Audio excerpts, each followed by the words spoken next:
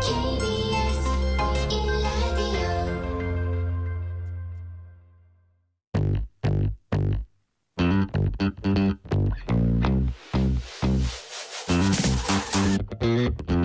KBS 1라디오 뉴스레터 K.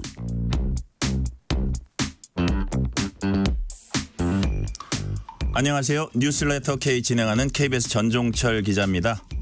우원식 국회의장이 76주년 재헌절 경축사에서 2026년 지방선거 때 개헌 국민투표를 하는 것을 목표로 개헌을 추진하자고 제안했습니다.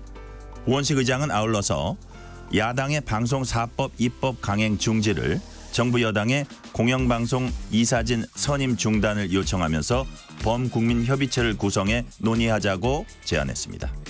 관련 내용 포함한 정치 현안들 정치 토크 코너에서 곽규택 국민의힘 의원, 윤종군 민주당 의원 목소리로 들어봅니다. 트럼프 전 대통령이 총격을 당한 뒤 대선 승리 가능성이 높아졌다는 분석이 나오면서 재집권 시 한미 관계에 어떤 변화가 생길지 주목되고 있습니다. 군사 전문가인 국민의힘 유용원 의원과 함께 트럼프 집권 시 한반도 정책을 전망해보고 우리 정부의 외교안보 대응 방안 짚어봅니다. 청취율 조사 기간입니다. 02로 시작되는 전화가 오면 뉴스레터 K라고 대답해 주시면 감사하겠습니다. 청취율 조사 기념 이벤트도 준비했습니다. 방송 중 사연 보내주시면 추첨을 통해서 치킨 교환권 보내드릴 테니까요. 여러분의 이야기도 많이 들려주세요. 문자 샵 9730, 짧은 문자 50원, 긴 문자 100원, 어플리케이션 콩으로 보내시면 무료입니다. 유튜브 KBS 1라디오 계정 채팅으로도 얘기 나누실 수 있습니다. 호우특보가 발효된 인천 경기 북부, 강원 북부 내륙에 돌풍과 함께 천둥 번개를 동반한 시간당 30에서 60mm의 매우 강한 비가 내리고 있습니다. 비 피해 없도록 각별히 주의하시기 바랍니다. 뉴스레터 K 지금부터 시작합니다.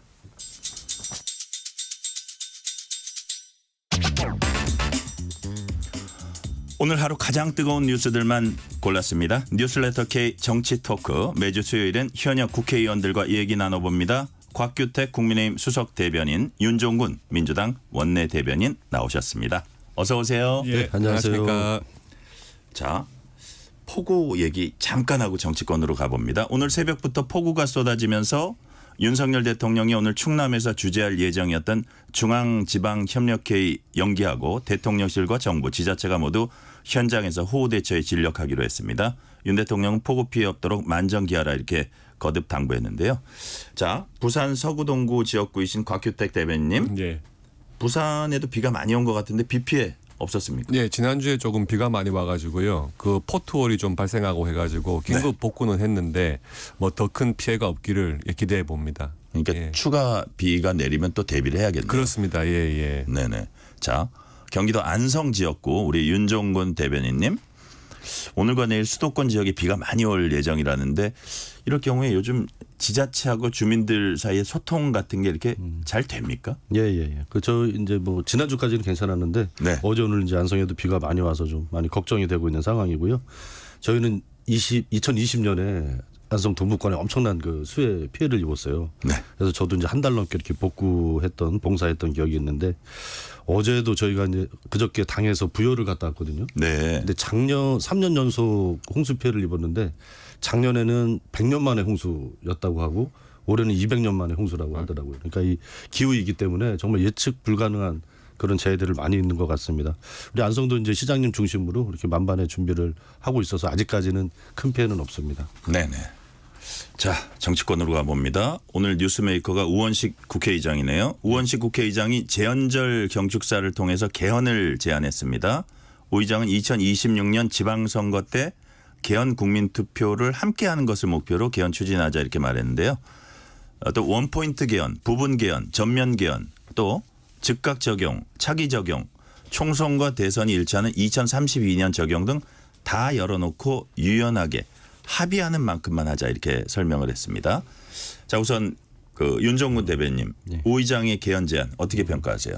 개헌특위 뭐 개헌은 오래된 이제 이슈이기 때문에 개헌특위 구성하는 것 자체에 대해서 뭐 저희가 이제 반대할 이유는 없고요. 합의되는 만큼 합의하자 이게 뭐 전통적으로 계속 있어 왔던 얘기인데 이 개헌이라는 것이 이 판도라의 상자 같아서 처음에는 이제 원포인트 개헌하자. 그래서 대통령 4년 중임제 이것만 하자라고 시작을 하는데 막상 개헌 논의가 시작이 되면 뭐 영토 조항부터 또 5.18 또 헌법 전문의 실름 문제 또 이제 국민의 기본권도 87년 이후에 이제 30-40년 흐르면서 많은 변화가 있었지 않습니까? 네. 이런 거를 다 다뤄야 되지 않나 이런 후속적인 논의가 따라올 수밖에 없는 그런 이슈 이제 블랙홀 같은 거죠. 그러다 보니까 합의할 수 있는 만큼 합의하자 이것이 굉장히 좋은 선의의 뜻인데 그 이제 영역과 범주를 결정하는 것 자체도 굉장히 좀 어렵지 않을까 그런 걱정이 좀 됩니다. 자 이제 여야 합의라는 것들이 상당히 우리 기억에서 좀 멀어진 느낌이 드는데 곽규택 대변님, 자 예. 합의하는 만큼만 합의하자는 예. 그 국회의장의 제안 어떻게 평가하십니까? 예, 저도 오늘 국회에서 개최된 그 재헌절 기념식에 참석을 했는데요. 네. 그 자리에서 이제 우원식 국회의장님께서 아마 개헌에 대한 본인의 그 생각을 처음 말씀하신 것 같아요. 그래서 그 전에 뭐 야당뿐만 아니고 뭐 여당하고는 전혀 뭐 말씀이 없었던 내용인데 개헌을 오늘 이제 발표하시면서 그 후속 조치도 필요하다는 걸 말씀하셨습니다. 그런데 이 개헌이라는 게 상당히 큰 담론이지 않습니까? 그 부분을 국회가 주도하려면 지금 상황보다는 여야 간에 어느 정도 대화가 통하고 또 협치할 수 있는 그런 분위기가 조성이 돼야 이 개헌 논의가 원만하게 진행될 수 있다고 보거든요. 이런 여야 대치 상황에서 개헌 논의를 던지시는 것이 과연 지금 상황하고 맞는지 좀 상당히 약간 좀 뜬금없다는 생각도 좀 들긴 들었습니다. 물론 그 좋은 뜻으로 시작하신 부분이니까 저도 국회의원 한 사람으로서 개헌의 필요성에 대해서는 공감하고 있습니다만은 그 전에 여야 간의 이런 개헌 논의를 충분히 좀 할 수 있는 분위기가 먼저 조성돼야 된다 이렇게 좀 생각을 하고 있습니다. 지금 개원식 아직 방금 말한 건 개헌이고요. 그렇습니다. 예. 개원식 아직 그 안 되고 있는데 개원식 자체가 중요하다기보다 어쨌든 여야 대치 상황을 상징적으로 보여주는 게 개원식 최장 지각 기록이라 그래야 되나요? 그렇게 된 네. 건데 지금 오늘도 저기 국회의장 주재로 이렇게 모였다가 또 이제 헤어진 것 같은데 원내 대표들이 자 지금 개원식이라든지 이런 거 여당에서 요구하고 있는 게 있는 것 같아요. 뭐죠 지금? 그러니까 지금 이제 22대 국회가 시작되면서 사실은 21대 국회에서 폐기되었던 정쟁과 관련된 법안들 쉽게 말씀드리면은 탄핵이나 특검이나 이런 부분과 관련된 법안만 지금 민주당에서 밀어붙이고 있지 않습니까? 사실 여당인 국민의 입장에서는 그런 정쟁용 법안보다는 민생과 관련된 논의를 좀 하자. 그래서 연금 개혁이라든지 세제 개편이라든지 이런 부분에 대한 논의를 국회에서 해야 되는 것 아닌가 하는 입장이고요. 다만 민주당 쪽에서는 또 방송사법을 먼저 통과시켜야 된다 이런 또 입장이신 것 같아요. 그런 부분에 있어가지고 본회의 안건이 정해질 수가 없으니까 본회의 일정조차도 지금 여야 간에 합의가 안 되고 있는 것 같습니다. 방송사법은 제가 바로 다음에 질문을 할 거고요. 네. 윤종군 대변님 이런 입장에 대해서 민주당은 어떤 입장으로 반박하십니까? 일단 개원식이 열리고 있지 못한 것에 대해서 국민들께 안타깝고 이제 죄송한 마음 똑같고요. 근데 저희는 이제 국회의장님과 함께 그냥 약식으로라도 하자. 이게 모든 것이 지금 합의되기 어려운 상황이니 그래도 최소한 22대 국회가 출범을 하면서 여야 공의 초선 의원들이 100명 정도 이렇게 당선이 되지 않습니까? 네. 그러니까 국민들 앞에 선서하는 거라도 좀 하고 하자라고 이제 제안한 걸로 제가 전해 들었는데 국민의힘에서는 그냥 각 당 의원총회에서 그냥 하자 뭐 이렇게 이런 얘기가 나왔다고 그게 이제 공식 입장인지는 모르겠는데 그런 얘기를 전해 들었어요. 그래서 이건 좀 아니다. 최소한 국회가 좀 팡을 겪고 있더라도 국민의 대표로 선출된 초선 의원들이 100여 명 가까이 있기 때문에 국민께 대한 최소한의 도리 차원에서라도 선서라도 하고 체육대회를 해도 다 대표 선수 선수하고 시작하지 않습니까? 근데 그것도 이제 아직 못 하고 있는 거예요. 그래서 그런 면에서는 좀 그런 수정안을 좀 받아줬으면 좋겠다. 그래서 뭐 고정 그리고 제가 듣기에는 그래서 야 5당 초선 대표들이 좀 선서라도 하고 시작합시다. 이런 성명서를 준비한다고 이제 그런 얘기도 좀 전해 들었습니다. 좀 안타까운 상황입니다. 자, 그다음 질문 넘어갈게요. 우원식 의장이 아울러서 이제 한 2시간 전쯤 긴급 기자회견 하더라고요. 그래서 야당에는 방송사법 입법 강행 중지를, 정부 여당에는 공영방송 이사진 선임 중단을 요청하면서 범국민 협의체를 구성해서 어떤 합의를 위한 그 논의를 하자 이렇게 했는데 방송사법 뭐 통과되고 이거는 국회의장 소관이죠. 그렇죠. 자, 예, 예. 근데 공영방송 이사진 선임 중단을 국회의장이 요청했다. 곽규택 대변인 어떻게 평가하세요? 이제 그 부분이 조금 문제라고 생각을 합니다. 뭐 물론 이제 그 국회의장 입장에서는 방송사법에 대해서 좀 국회 차원에서 냉각기를 가지고 네. 이 법안 통과시키기 전에 국민적인 논의 기구를 만들어 가지고 좀 원점에서 재논의를 하자. 뭐 그런 공감대를 형성하는 건 좋습니다. 그리고 이제 그를 위해서는 뭐 국회에서 또 해야 될 일이 있을 거고요. 그런데 지금 공영방송 이사진 문제는 지금 이제 MBC 같은 경우에는 곧바로 또 이사진을 새로 선임해야 되는 문제가 있거든요. 기존 이사의 임기가 다 끝나가기 때문에 이 부분은 또 행정부의 소관에 속하는 부분이고요. 그러니까 다른 부분은 뭐 받아들일 수 있다 하더라도 행정부의 소관이고 또 이사 임기가 만료돼 가는데 공영방송의 이사진 선임을 미루자 하는 것은 약간 그 국회의장으로서의 권한 밖의 제안이 아닌가 하는 생각이 들어요. 예, 네. 그렇습니다. 자, 윤종근 대변인. 저희는 이제 의장님의 이제 고뇌에 대해서 뭐 깊이 이제 공감을 하고요. 네. 공식적인 입장은 아마 이제 내일 의원총회가 있거든요. 그래서 거기서 좀 모아지지 않을까 싶은데 지금 이제 곽 의원님 얘기하신 거랑 이제 반대 국힘 입장에서 좋은 얘기만 하셔가지고 저희 입장에서도 어쨌든 이사진 선임 일정을 중단하고 방통위가 이제 파행적으로 운영된 것에 대해서 뭔가 좀 개선될 여지가 있다고 한다면 그 논의를 저희가 이제 거부할 이유는 없을 것 같아요. 물론 저희 입장에서도 이제 방송사법을 즉각 처리 못하는 것에 대해서는 많이 좀 부담이 있죠. 저희도 지지자들이나 여러 측면에서 봤을 때. 그런데 어쨌든 의장님께서 이런 이제 고뇌에 찬 제안을 하신 건데 행정부의 영역이다. 혹은 국회의장의 권한이다. 이것만 가지고 따지는 것은 좀 지금 시점에서 좀 적절하지 않다.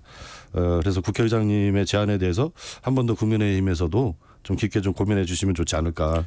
오히려 저희는 이제 이런 일들이 벌어진 모든 문제 근원에 윤석열 정권에서 이제 방송을 장악하고자 하는 시도 이런 것들이 이제 지속돼 왔다는 것에 대해서 가장 큰 문제식이 있거든요.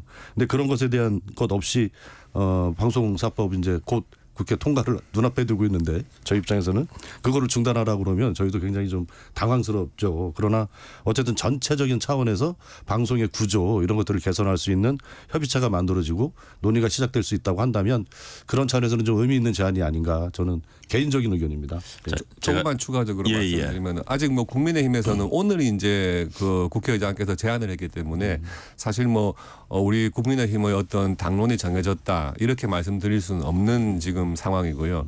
다만 이제 이 방송사법을 가지고 21대 국회에서도 그랬고 22대 국회에서도 일방 통과와 또 제 요구권 행사 이런 부분이 반복될 것이 너무 뻔하기 때문에 국회의장께서 냉각기를 갖자고 제안을 하신 것 같고요.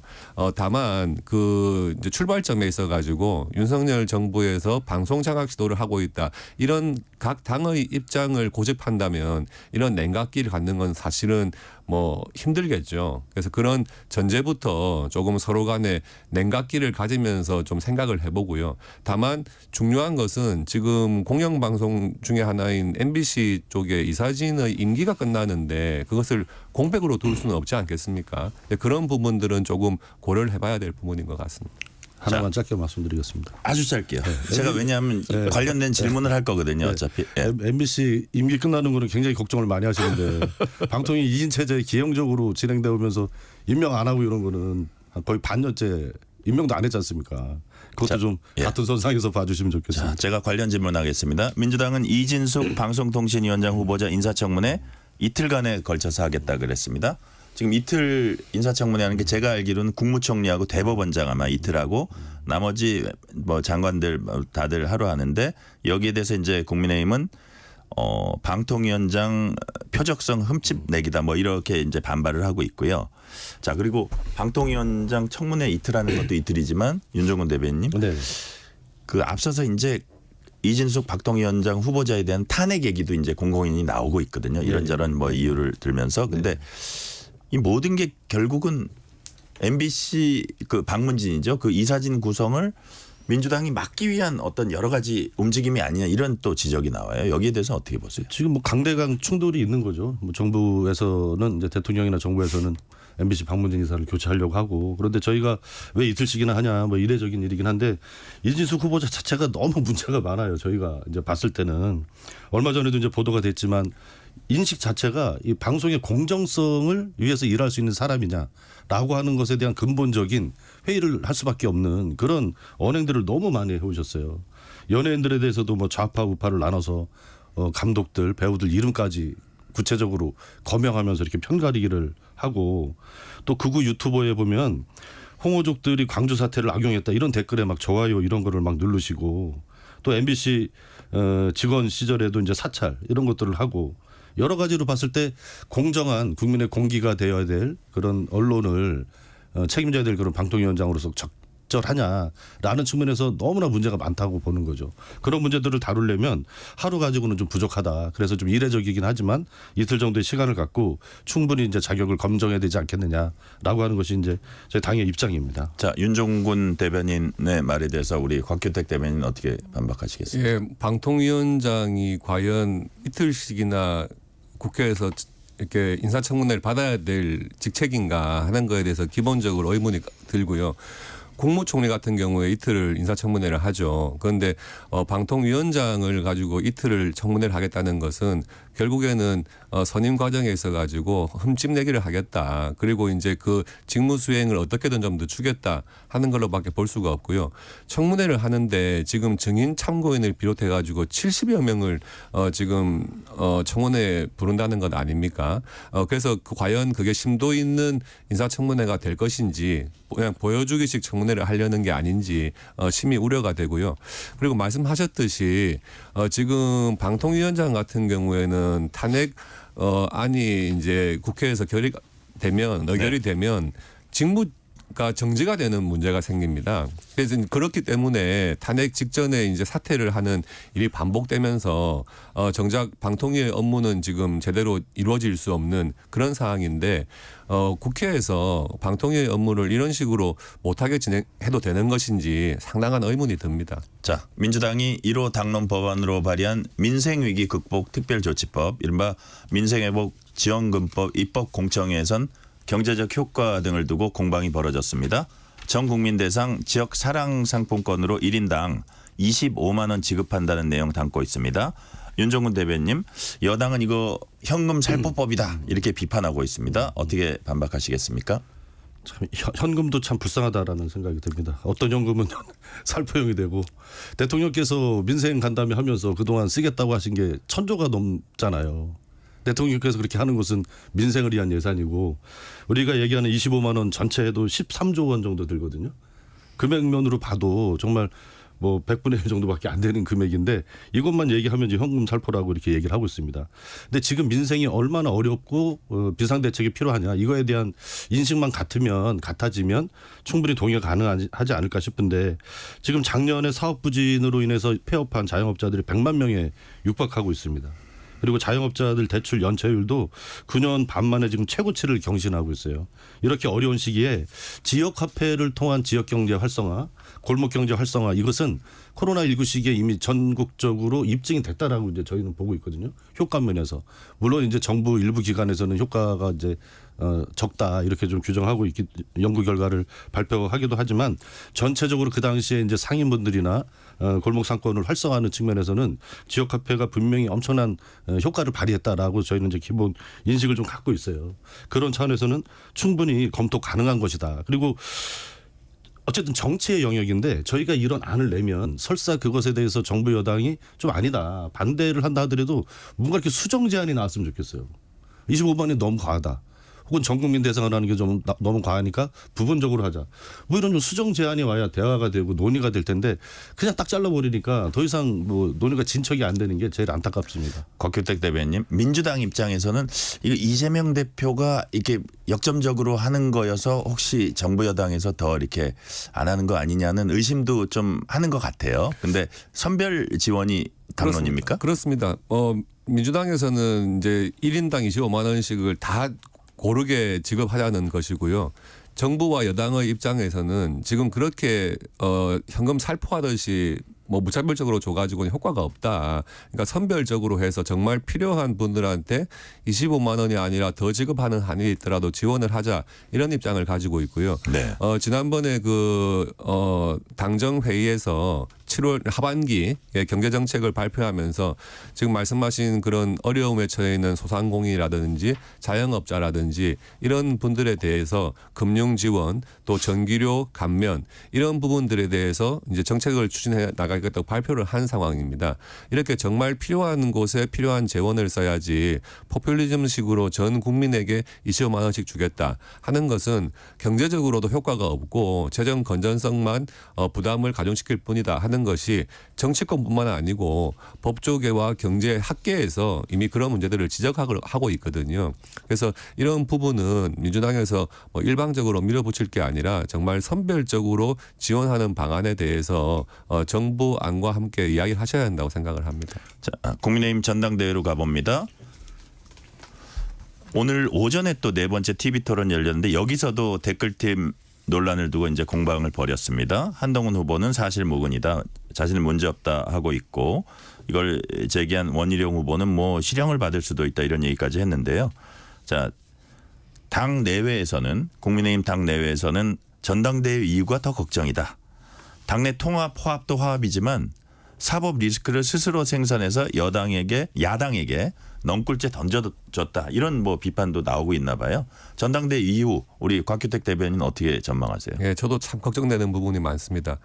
전당대회를 통해서 지금 당이 너무 이렇게 과열된 좀 분열 양상을 보이고 있는 게 아닌가 싶어서 참 한 사람으로서 그런 우려가 들고요.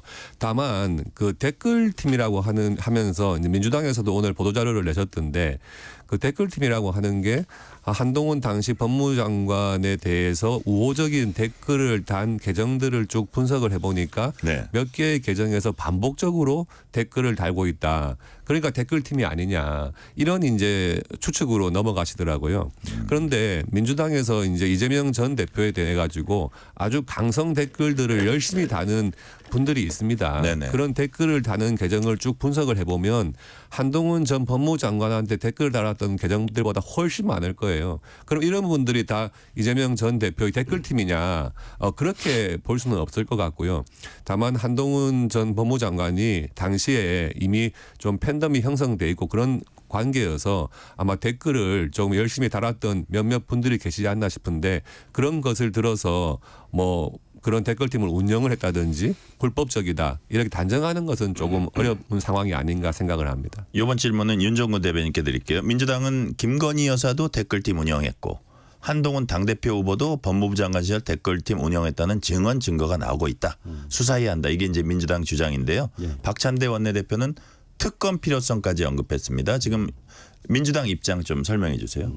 방금 전에 곽 의원님께서 민주당이 이런 추측을 하고 있다 이렇게 얘기를 하셨는데 그건 전혀 사실이 아니고 다 지금 국힘에서 나오는 얘기들이에요. 그리고 장해찬 전 최고위원이 본인이 자기가 댓글팀 팀원이었다 이렇게 얘기를 했지 않습니까?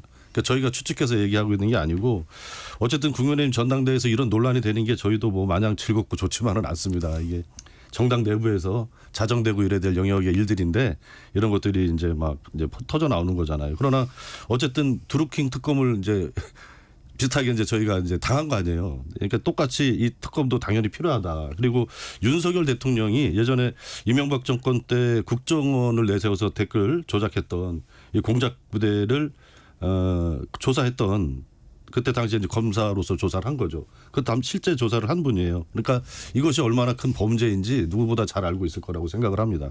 그래서 지금 이 국힘 전당대회 과정에서 터져나오고 있는 댓글팀 논란은 민주당이 제기해서 문제화된 것이 전혀 아니다. 국힘 내에서 이제 자연발생적으로 나온 것이고 그것을 예전에 국힘에서 특검을 통해서 진상을 규명했듯이 그 특검을 수사했던 것이 윤석열 대통령이었기 때문에 더더군다나 더 특검을 통해서 정당 내에서 자정할 수 있는 이런 기회를 국민의힘이 스스로 그런 선택을 하시는 것이 좋다. 저는 이제 그렇게 보고 나경원 의원 발언도 굉장히 심각하다고 생각을 합니다. 그 한동훈 후보가 그 국회 선진화법 관련한 수사 딜 뭐 이런 전화를 본인한테 하지 않았느냐 이런 얘기도 이제 그 토론 과정에서 나왔는데 이것 또한 뭐 특검이 됐든 수사가 됐든 통해서 분명히 좀 밝혀져야 될 사안이다. 이렇게 생각을 합니다.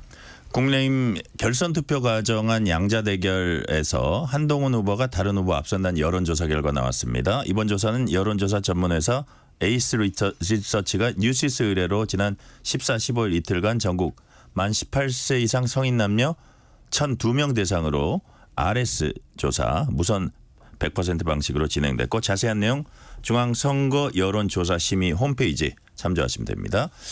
이 조사를 보니까 한동훈 70.3대 나경원 21.7, 한동훈 71.7대 원희룡 21. 자, 곽규택 대변인 며칠 안 남았잖아요. 예. 이 추세가 이어지리라고 보세요. 지금 이제 전당대회 모드로 전환한 이후에 지지세가 계속해서 이제 비슷한 양상을 보이고 있거든요. 최근과 여론조사를 봤을 때도 현재로서는 한동훈 전 비대위원장이 굉장히 유리한 지금 지위에 있다, 위치에 있다 하는 것은 뭐 부인할 수 없는 사실이고요. 다만 또 당원들이 80%가 지금 당원 투표를 하기 때문에 그 당원들의 표심이 어떨까 하는 것은 막상 조금 뚜껑을 열어보면은 좀 변수도 있지 않을까. 그리고 이제 경선을 하게 돼 있는데 50%를 넘을 것으로 예상은 되지만 또 한 2, 3일 남은 순간에 또 어떤 일이 있을지 모르기 때문에 네. 뭐 결과를 예단하기는 좀 힘든 것 같습니다. 그러니까 이거는 국민의힘 지지층 조사 결과니까 이게 당원 뭐 80 플러스 20 이거를 했을 때는 지금 아직 모른다. 제가 민주당 상황은 윤정구 대변인께 여쭤볼게요. 위에 똑같은 여론조사에서 민주당 지지층 대상으로 민주당 당대표 적합도 물었습니다. 이재명 후보 85.6%, 김두관 후보 8.0%, 김지수 후보 2.8%. 남은 한 달 김두관 후보가 많이 오를 가능성이 있을까요? 글쎄요, 뭐 이제 각자 이제 캠페인 이제 한 달 정도 남았기 때문에 아직 이제 선거로 치면 뭐 선거 시간은 좀 많이 있는 거고요. 어떻게 됐든 간에 이제 세 분의 당대표 후보님들 또 이제 최고위원 후보들이 국민의 삶 나라의 미래라고 하는 정책 비전을 가지고 경쟁을 해주시기를 이제 바라는 마음뿐입니다. 지금 상태에서 뭐 득표율을 예측하는 것이 크게 의미가 없을 것 같습니다. 네네. 오늘 말씀 여기까지 듣겠습니다. 곽규택 국민의힘 수석 대변인, 윤종군 민주당 원내 대변인이었습니다. 감사합니다. 네, 감사합니다. 그동안 정치 토크 코너 빛내주시는 곽규택, 윤종군 의원님의 코너 고정 출연은 오늘까지입니다. 되게 좀 제가 섭섭하고 두 분 토론 벌이시면서 좀 친해지신 거 아니에요? 아, 그럼요. 제가 그런 거 좀 느꼈거든요. 근데 만나자 이별이네요. 예. 그렇지만 다른 계기로 또 저희 프로그램에서 다시 만나 뵐 날이 곧 있을 겁니다. 예. 기대할게요. 그동안 감사했습니다. 예, 감사합니다. 예. 8169님이 저는 건설 현장에서 안전 지도를 하고 있습니다. 폭염과 우기 때 안전사고가 많이 발생하는데 뉴스레터 K에서 이 정도면 안전하겠지라는 아니란 생각을 하지 않도록 안전의 중요성 많이 외쳐주세요. 수도권과 강원도 중심으로 비가 내리고 있고 내일은 전국 대부분 지역에 비가 내립니다. 지금 인천 지역에 시간당 50mm 이상 매우 강한 비가 내리고 있다는 소식도 들어오고 있습니다. 하천에 가까이 접근하지 마시고요. 반지하 주택 등 지하 공간에 물이 차오르면 즉시 지상으로 대피해 주시기 바랍니다. 실시간 교통정보 듣고 오겠습니다. 교통정보센터 유하영 리포터 나와주세요. 네, 이 시각 교통정보입니다. 서울 시내에서도 세찬 비 내리는 곳이 많아지면서 퇴근길 정체가 일찍부터 길게 이어집니다. 동부간선도로 의정부 방향 군자교에서 상계교까지 정체고요. 그 사이 중랑교 1차로에 고장난 차가 서 있습니다. 강변북로 일산 쪽으로 한남대교에서 가양대교까지 정체고요. 올림픽대로 공항 방향 성수대교부터 가양대교까지 막힙니다. 고속도로는 수도권 제일순환고속도로 판교에서 일산 쪽으로 판교 분기점에서 청계터널까지 밀리고요. 수리터널 1차로에서 사고 나면서 평촌 나대목부터 막힙니다. 경부고속도로 서울 쪽으로 안성 일대에서 밀리고 기흥에서 수원까지 정체입니다. 더 가서 양재에서 반포까지 막히고요. 당진 대전고속도로 대전 쪽으로 고덕 부근 2차로에선 사고 났습니다. 조심해서 지나셔야겠습니다. KBS 교통정보센터였습니다. 퇴근길 당신과 함께 읽는 세상 이야기 KBS 1라디오 뉴스레터 K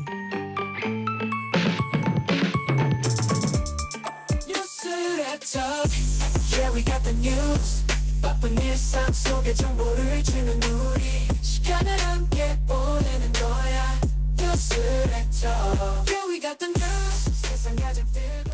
세상을 바꾸는 기술 IT의 모든 것 알려드리는 1타 IT 시간입니다. 김덕진 IT 커뮤니케이션 연구소장 나오셨습니다. 김덕진 소장님 어서 오세요. 네, 안녕하세요. 반갑습니다. 김덕진입니다. 오늘 첫 소식은 저 개인적으로도 무척 아쉬운 내용입니다. 아마 저뿐만 아니라 저와 비슷한 연배들은 같은 느낌을 가지지 않을까 이제 싶은데요. PC통신 4대 천왕 중 마지막까지 명맥 유지했던 천리안이 오는 10월 말 역사 속으로 사라진다고요. 네, 맞습니다. 1980년대부터 있었던 PC통신의 후신이라고 할 수 있는 포털 서비스 천리안이 이제 오늘 10월 역사 속으로 사라지는 것인데요.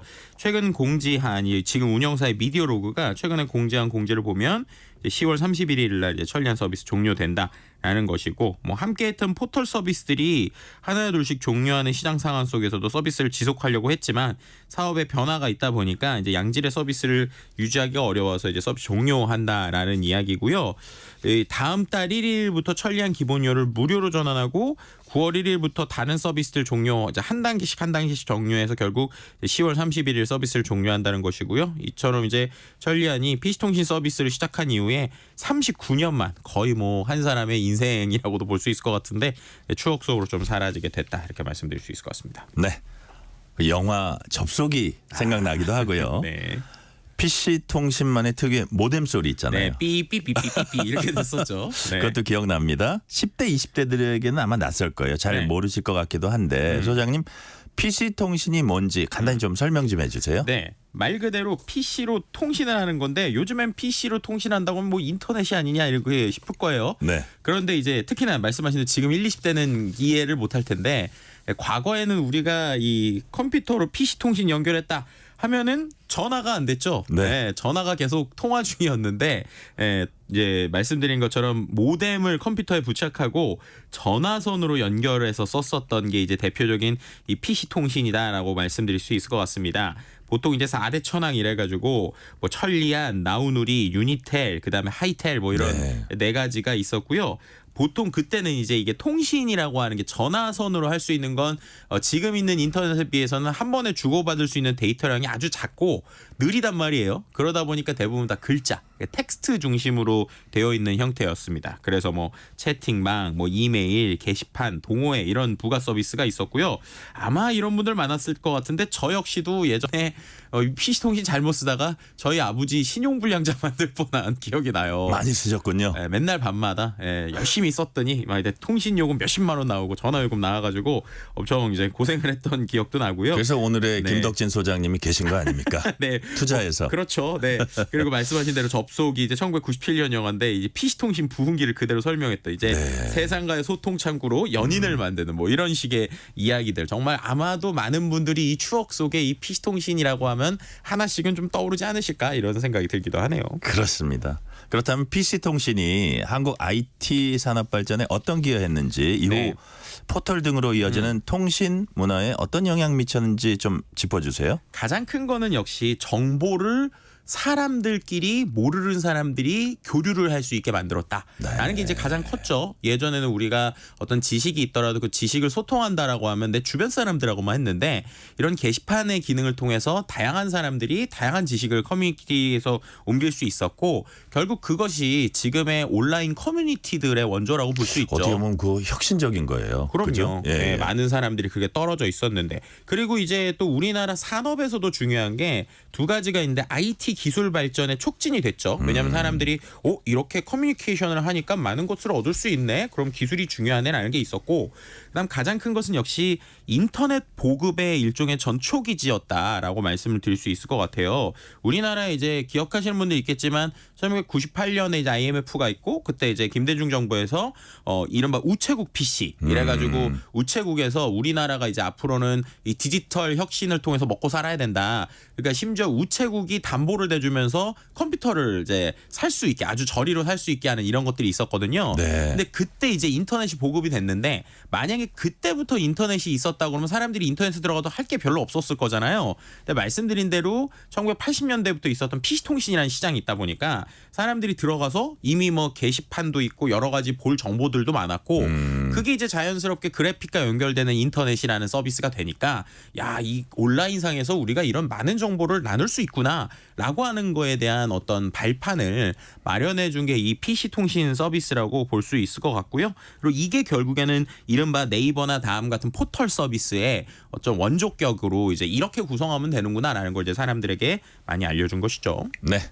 장슬기 님이 이런 문자 주셨어요. 저도 PC통신을 천리안으로 시작했는데 사라진다니 아쉽네요. 한규봉님은 우리 김 소장님하고 비슷한 경우입니다. 한규봉님은 뭐라 그랬냐면 전화 안 끊기게 하려고 PC통신은 새벽에만 했는데 흐흐 전화비 폭탄 맞고 등짝도 많이 맞았습니다. 라고 이제 네. 추억을 되살려 주셨어요. 자, 네. 이렇게 인기 있었던 PC통신이 내리막길 걷게 된 이유 뭔가요? 일단 가장 큰 것은 뭐 여러 가지가 있지만 저는 좀 첫 번째로 삼는 건 비즈니스 모델이 새로운 변화에 적응하지 못했다. 라는 게 이제 결국에는 대부분의 이 서비스들이 쇠락하는 것들의 특징인 것 같아요. 그러니까 PC통신뿐만 아니라 그 이후의 서비스들도 제가 아까 잠깐 말씀드렸는데 천리안이 유료로 했었던 걸 무료로 바꾼다라는 얘기를 드렸잖아요. 반대로 얘기하면 천리안 서비스를 쓰기 위해서는 지금까지도 돈을 내서 써야 됐었다는 거거든요. 네. 근데 우리가 인터넷 쓰면서 인터넷 요금 말고 특정 컨텐츠를 사기 위해서 돈을 그렇게 많이 안 쓰잖아요. 해봤자 뭐 이런 이제 광고를 보고 쓰는 이런 형태들이 많은데 결국에는 이제 PC통신이라고 하는 건 그 태생 자체가 전화를 연결해서 써야 되니까 전화 통신비가 들죠. 그리고 통신비에다가 이른바 정보 서비스. 아마 지금은 거의 다 없어졌지만 예전에 우리가 뭐 700에 땡땡땡 해가지고 뭐 네. 30초당 얼마 이래가지고 뭐 별의별 서비스들이 많았잖아요. 그런 식으로 정보 통신을 기반으로 하고 거기에 있는 수수료를 기반으로 하는 서비스였거든요. 그런데 이제 인터넷이라는 게 나오고 나서는 우리가 인터넷이 종량제가 아닌 정액제, 그러니까 한 달에 얼마 내면 인터넷 무제한으로 쓸 수 있고, 그리고 거기 들어가는 웹사이트 자체에선 돈을 많이 안 냈잖아요. 네. 뭔가 광고를 보거나 다른 간접적인 걸로 했었는데 결국에는 이렇게 지금 있었던 비즈니스 모델이 크게 변혁됐던 상황에서 적응이 좀 늦어졌다라고 이제 말씀드릴 수 있을 것 같고요.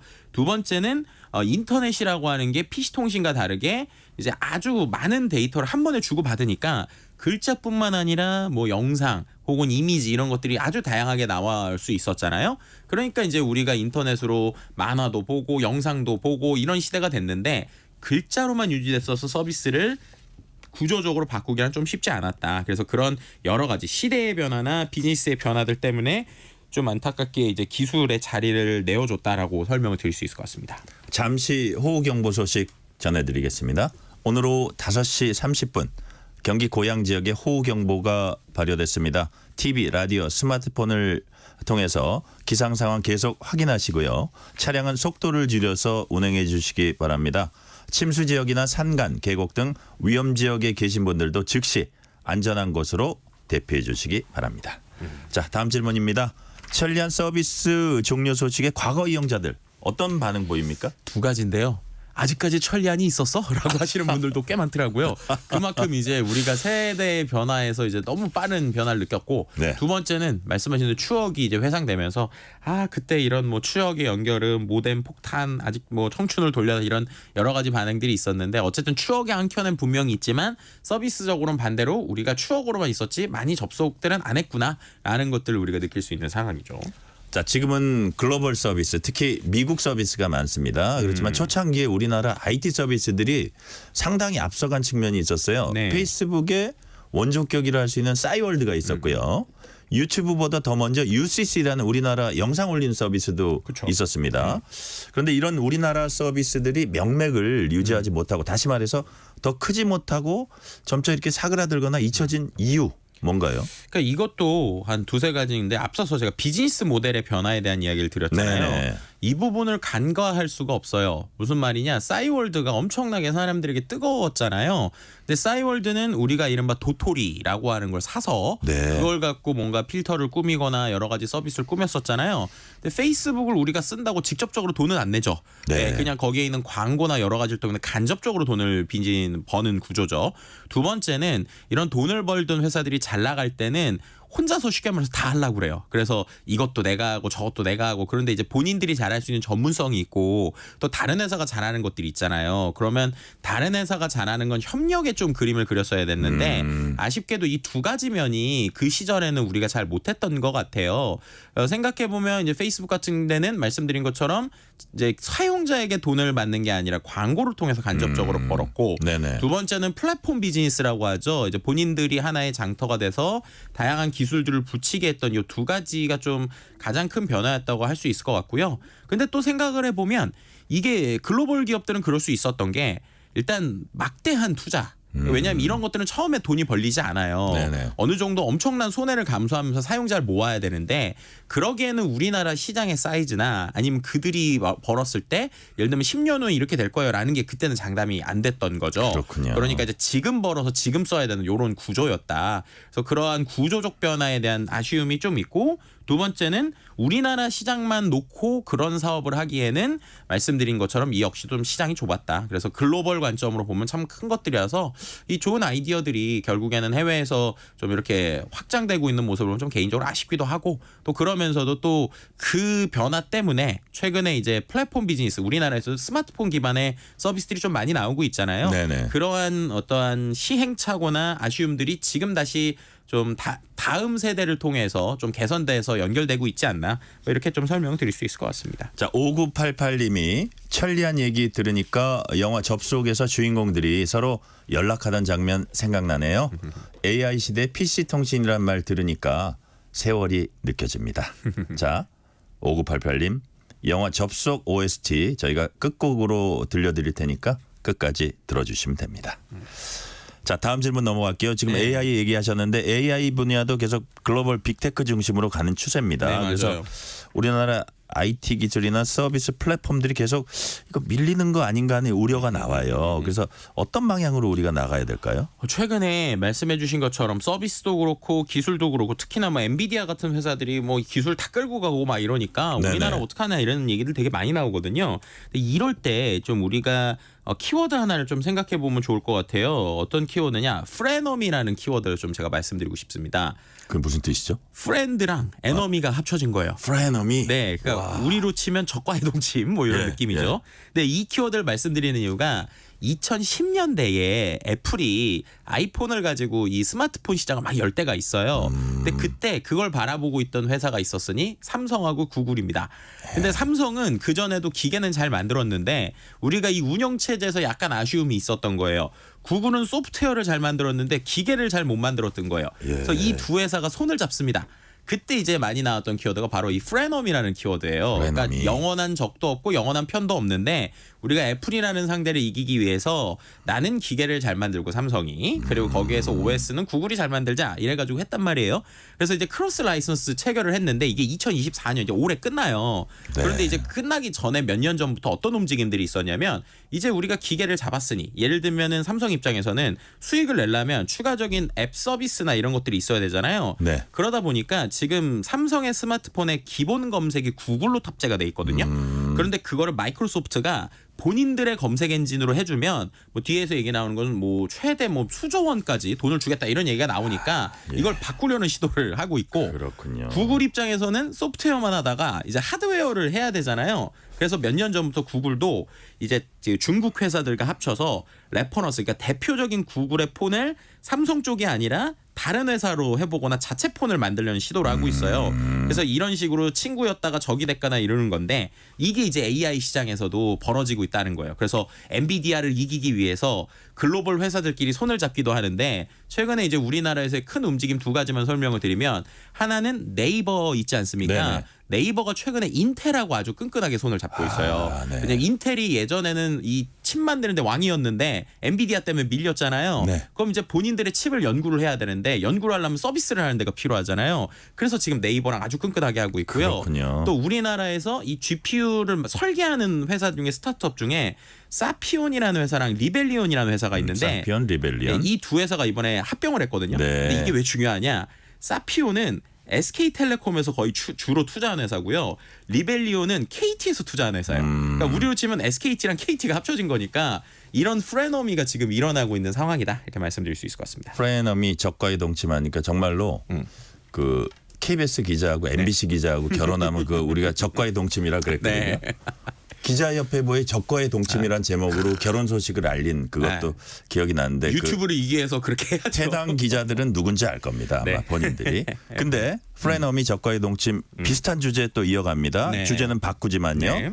일본 정부가 올해 초 네이버의 라인 야후 지분 매각을 요구하던 입장에서 네. 한 발 물러섰습니다. 지난번 이 코너에서 소장님과 함께 라인 야후 지분 매각 사태 이제 짚어봤는데 네. 못 들은 청취자분들이 있으니까 간단히 어떻게 네. 된 건지 정리 짧게 해주세요. 간단히 2023년 3월에 네이버 라인 이제 자회사인 라인하고 소프트뱅크 자회사인 야후재팬이 합쳐져서 A홀딩스라는 회사를 차렸고요. 네. 지분을 50대 50으로 가졌었어요. 근데 2023년 11월에 이 네이버 쪽에서 데이터 유출 사건이 있었다. 그래서 개인 정보가 50만 건 정도 유출됐다. 이렇게 되니까 일본 정부가 라인 야후의 보안 및 운영 구조에 대한 문제를 제기를 했고요. 네. 그렇게 되면서 이제 행정명령까지 하면서 이제 네이버가 가지고 있는 이 A홀딩스의 이 지분 이걸 좀 매각해라 이런 식으로 얘기를 했고 네이버는 이를 매우 이례적이다 얘기를 했고 한국 정부에서도 이제 이야기를 하면서 이제 이게 논란이 되고 있었던 상황이었다 이렇게 말씀을 드릴 수 있을 것 같습니다. 네. 자, 그렇다면 일본 정부가 한 발 물러섰다. 다시 말해서 일본 정부가 라인야후 자본관계 재검토 요구 내린 것을 사실상 철회하고 네이버가 제출한 보안 관련 대책 받아들이기로 한 거다. 그렇게 보면 되는 거죠? 그러니까 이 부분을 좀 우리가 자세히 생각을 해봐야 되는데요. 네. 일단은 지금 행정지도는 약간 뭐 철회 혹은 행정지도가 당장 바로 되는 거 아니고 조금 있다 될 수 있다. 이 정도가 정확한 중론인 것 같아요. 네. 근데 지금 일본 정부의 입장 변화에 대한 이유들을 좀 궁금해하시는데 이걸 간단하게만 설명하면 결국 이거는 한일 간의 이런 좀 정치적이거나 이제 관계에 대한 좀 부담이 있었던 건 사실인 것 같아요. 네. 그럼 이제 여기서 이제 중요한 포인트. 그럼 이렇게 됐으니까 그럼 이제 네이버 괜찮은 거냐? 라는 이제 이야기들이 많이 나오거든요. 예. 근데 여기서 우리가 좀 생각을 해봐야 되고 이 얘기를 꼭 드리고 싶었던 게 좀 신중해야 된다 이거죠. 신중도 있지만 예. 지금 한 이미 그러니까 아까 행정 조치를 취하고 말씀하신 것처럼 네이버뿐만 아니라 라인 야후 입장이죠. 정확하게 말하면 라인 야후에서 먼저 조치를 취해라라고 해서 이들이 한 조치들이 있어요. 네. 근데 제가 볼 때는 이미 그 조치들로 굳이 행정 지도를 안 해도 될 상황이 됐다. 이렇게 설명드리는 게 오히려 정확하다고 봐요. 근데 어쨌든 우리 정부를 의식해서 일본 정부는 또 마치 뭐를 또 더 이렇게 양보하는 듯한 네. 모양새는 또 보이고. 그렇죠. 그러니까 그런 건 정치적인 움직임이고 그러면 실제로 행정적이거나 내부적으로 네. 네이버가 유리해진 거냐? 절대 아닙니다. 크게 세 가지만 좀 짚어드릴게요. 네. 제 입장에서 이미 단물 다 뺐다 이런 식으로밖에 표현을 못 하는데 아, 그래요? 첫 번째는 이 라인 야후의 이사진 중에 유일하게 한국 사람이 한 명 있었거든요. 신중호 대표가 있었는데 이 사람이 빠졌어요. 그럼 무슨 말이냐? 50대 50이라도 이사진이 전부 다 일본 사람입니다. 두 번째, 네이버 클라우드가 보안이나 여러 가지 기술 때문에 지금 이 라인 야후에 1년에 매출 1,000억 정도 클라우드 비용을 썼어요. 그러니까 쉽게 말해서 네이버가 일본 라인 야후한테 1,000억씩 벌고 있었거든요. 네. 이걸 이번에 끊었습니다. 그러니까 결국에는 네이버 입장에서는 1,000억짜리 매출이 날아간 거예요. 이게 이제 보안에 대한 이슈를 얘기한 거고 세 번째 이것도 가장 큰 이슈인데 이 말씀드린 대로 이 두 회사 그러니까 야후랑 그다음에 라인이 합쳤잖아요. 네. 근데 이 두 회사가 따로 하던 서비스가 있었으니 바로 결제 서비스입니다. 우리 지금 카카오페이처럼 라인페이라는 게 있었고 야후페이라는 게 있었거든요. 예, 예. 근데 이번에 얘기가 나오면서 라인페이를 없애고 야후에서 하는 페이만 일본에서 남겨놓는 서비스를 이미 진행을 했어요. 근데 이게 얼마나 당황스럽냐면 라인페이에서 새로운 기능을 낸 날이었거든요. 근데 그날 새로운 기능을 낸 날 이제 위에서는 라인페이 없애겠다 이런 거예요. 그러니까 결국 이 얘기는 지금 보면 알짜, 그러니까 네이버에서 이미 한국 네이버에서 매출을 얻거나 한국 기술에 있었던 알짜들을 예. 몇 개를 없앴고 그리고 운영진 자체도 다 이미 일본인 이사가 됐기 때문에 네. 그런 관점으로 보면은 굳이 일본 이제 입장에서는 이제 우리 팔로 굽은 거야라고 생각을 하니까 어떻게 보면 목적을 거의 달성한 건가요? 그렇죠. 그렇게 되니까 굳이 이제 우리가 뭐 행정지도 하면서 지분 안 뺏어와도 좋다는 거고 오히려 이게 네이버 입장에서 안 좋은 게 그러면 지금은 기술적으로도 있고 이슈가 됐잖아요. 그럼 정말 극단적으로 네이버가 우리 그럼 지분 다 팔게 하면 지금은 되게 좋은 비용으로 팔 수가 있단 말이에요. 근데 지금 말씀드린 대로 이미 1,000억짜리도 끊겼고 그리고 이사진도 바뀌었고 네. 그리고 그 상태에서 말씀드린 페이 서비스도 없어지고 이러면 역으로 네이버 입장에서 정말로 지분을 팔고 싶다. 네. 라고 하더라도 그 지분의 가치가 내려갈 수밖에 없는 이런 구조가 이미 돼버렸다라고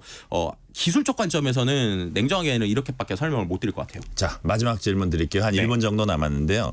지금 지분 매각 가능성 말씀하셨는데 향후 만약에 지분 매각으로 동남아 사업 전부 일본 라인야부가 지배하게 되면은 그게 우리 플랫폼 산업 해외 진출에 어떤 차질이 있을까요? 실패할 가능성이 높은 게 아니냐, 그 영향을 끼칠 네. 수 있을 거 아니냐 이런 그 네. 분석도 나오거든요. 어떻게 솔직히 보세요? 말씀드리면 지금 네이버 입장에서 울며 겨자 먹기로라도 네. 해외 사업을 유지해야 할 수밖에 없을 겁니다. 이게 무슨 말이냐면 지금 대부분은 일본 안에서 일어나는 일은 쉽게 말해서 이제 다 뺏긴 거라고 이제 거의 가깝게 볼 수 있고요. 근데 이미 동남아 쪽에서도 잘하고 있기 때문에 이 서비스를 잘 유지해야 돼요. 왜냐하면 동남아 시장이 크고 있기 때문에 네이버 입장에서는 지금 있는 서비스를 좀 키워야 되는 부분이 있고요.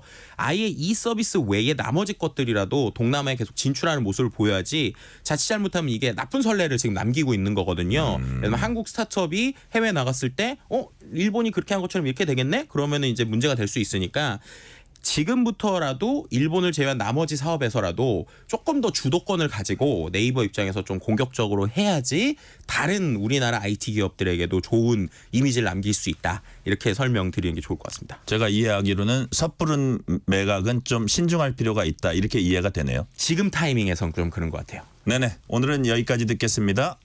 1타 IT 코너 지금까지 IT 커뮤니케이션 연구소 김덕진 소장이었습니다. 소장님 감사합니다. 네, 감사합니다. 뉴스레터 K 1부 순서 마치고 2부가 이어집니다.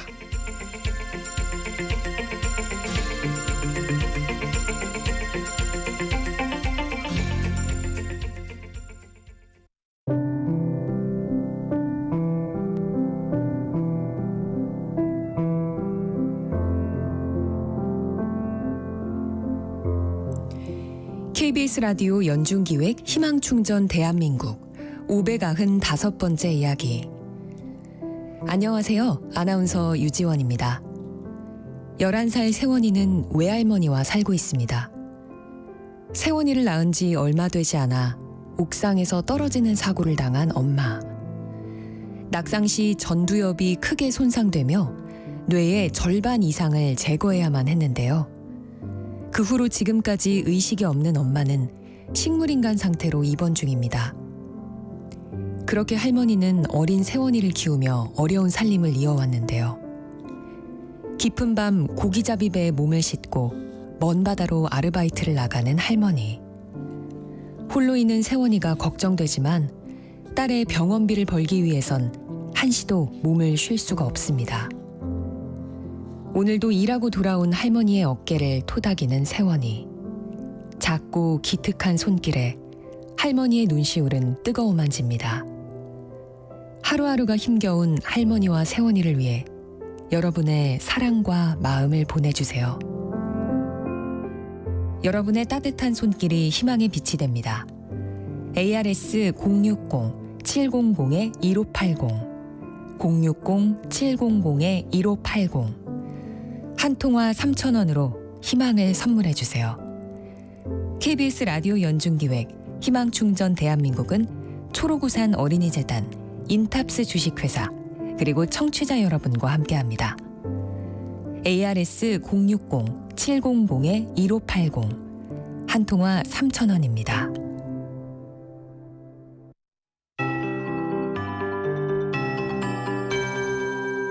KBS 58분 날씨. 오늘 경기도 파주에는 300mm가 넘는 매우 많은 비가 내렸습니다. 현재 인천과 경기 북부, 강원 북부에는 시간당 30에서 60mm의 매우 강한 비가 내리는 곳이 있는데요. 이들 지역으로 호우특보가 발효 중인 가운데 조금 전 경기 고양에는 호우경보가 발효됐습니다. 모레까지 비가 내리는 지역을 살펴보면 오늘은 수도권 북부와 강원 북부 내륙 산지를 중심으로 장대비가 쏟아지겠고요.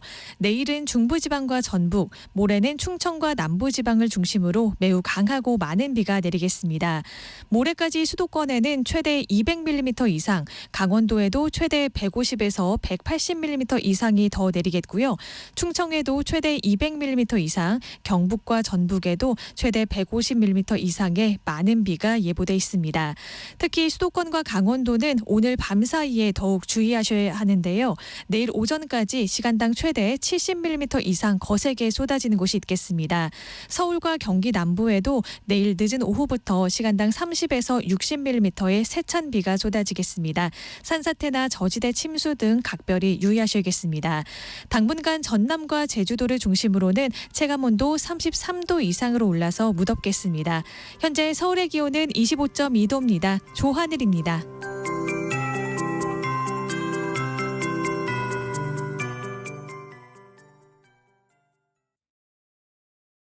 정성을 다하는 국민의 방송 KBS가 6시를 알려드립니다. AM 711kHz, FM 97.3MHz, KBS 1라디오입니다. HLKA.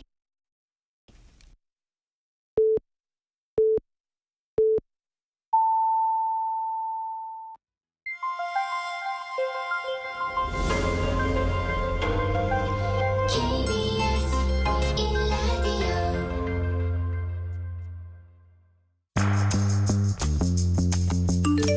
여러분은 지금 퇴근길 시사편지 한 장 KBS 1라디오 뉴스레터 K를 듣고 계십니다.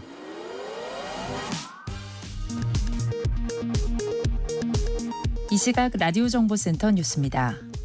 오늘 늦은 밤부터 내일 아침까지 수도권과 강원 내륙 지역엔 시간당 최대 60에서 70mm의 강한 비가 집중되겠습니다. 현재 수도권과 충청, 강원, 경북 등 7곳에 산사태 위기경보 경계 단계가 유지되고 있습니다. 북한 지역에도 최근 폭우가 내리면서 북한이 매설한 지뢰가 하천을 통해 남쪽으로 떠내려올 위험도 높아졌습니다. 기존에 알려진 목함 지뢰는 물론 나뭇잎 모양의 지뢰 등이 섞여 있어 군 당국이 접경 지역 주민들의 각별한 주의를 당부했습니다.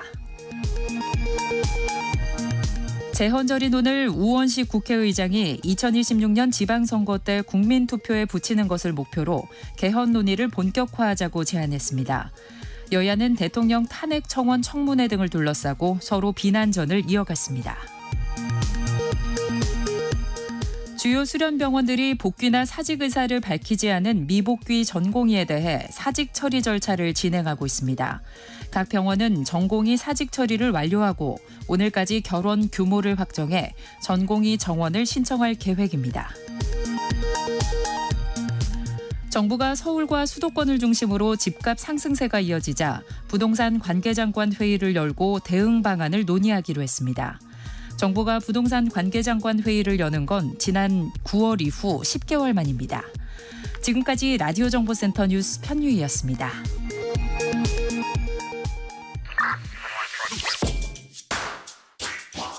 뉴스의 진수를 보여주는 인터뷰 뉴진수.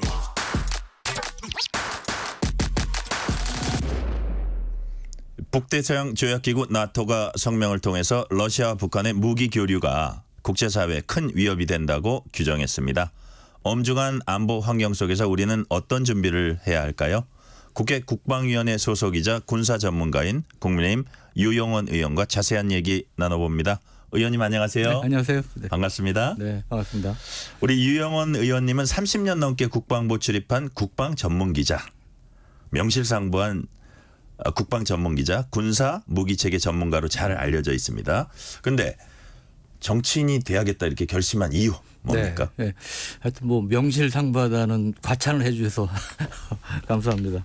제가 34년간 이제 기자 생활을 하고 지난 3월에 이제 회사를 퇴사를 했습니다.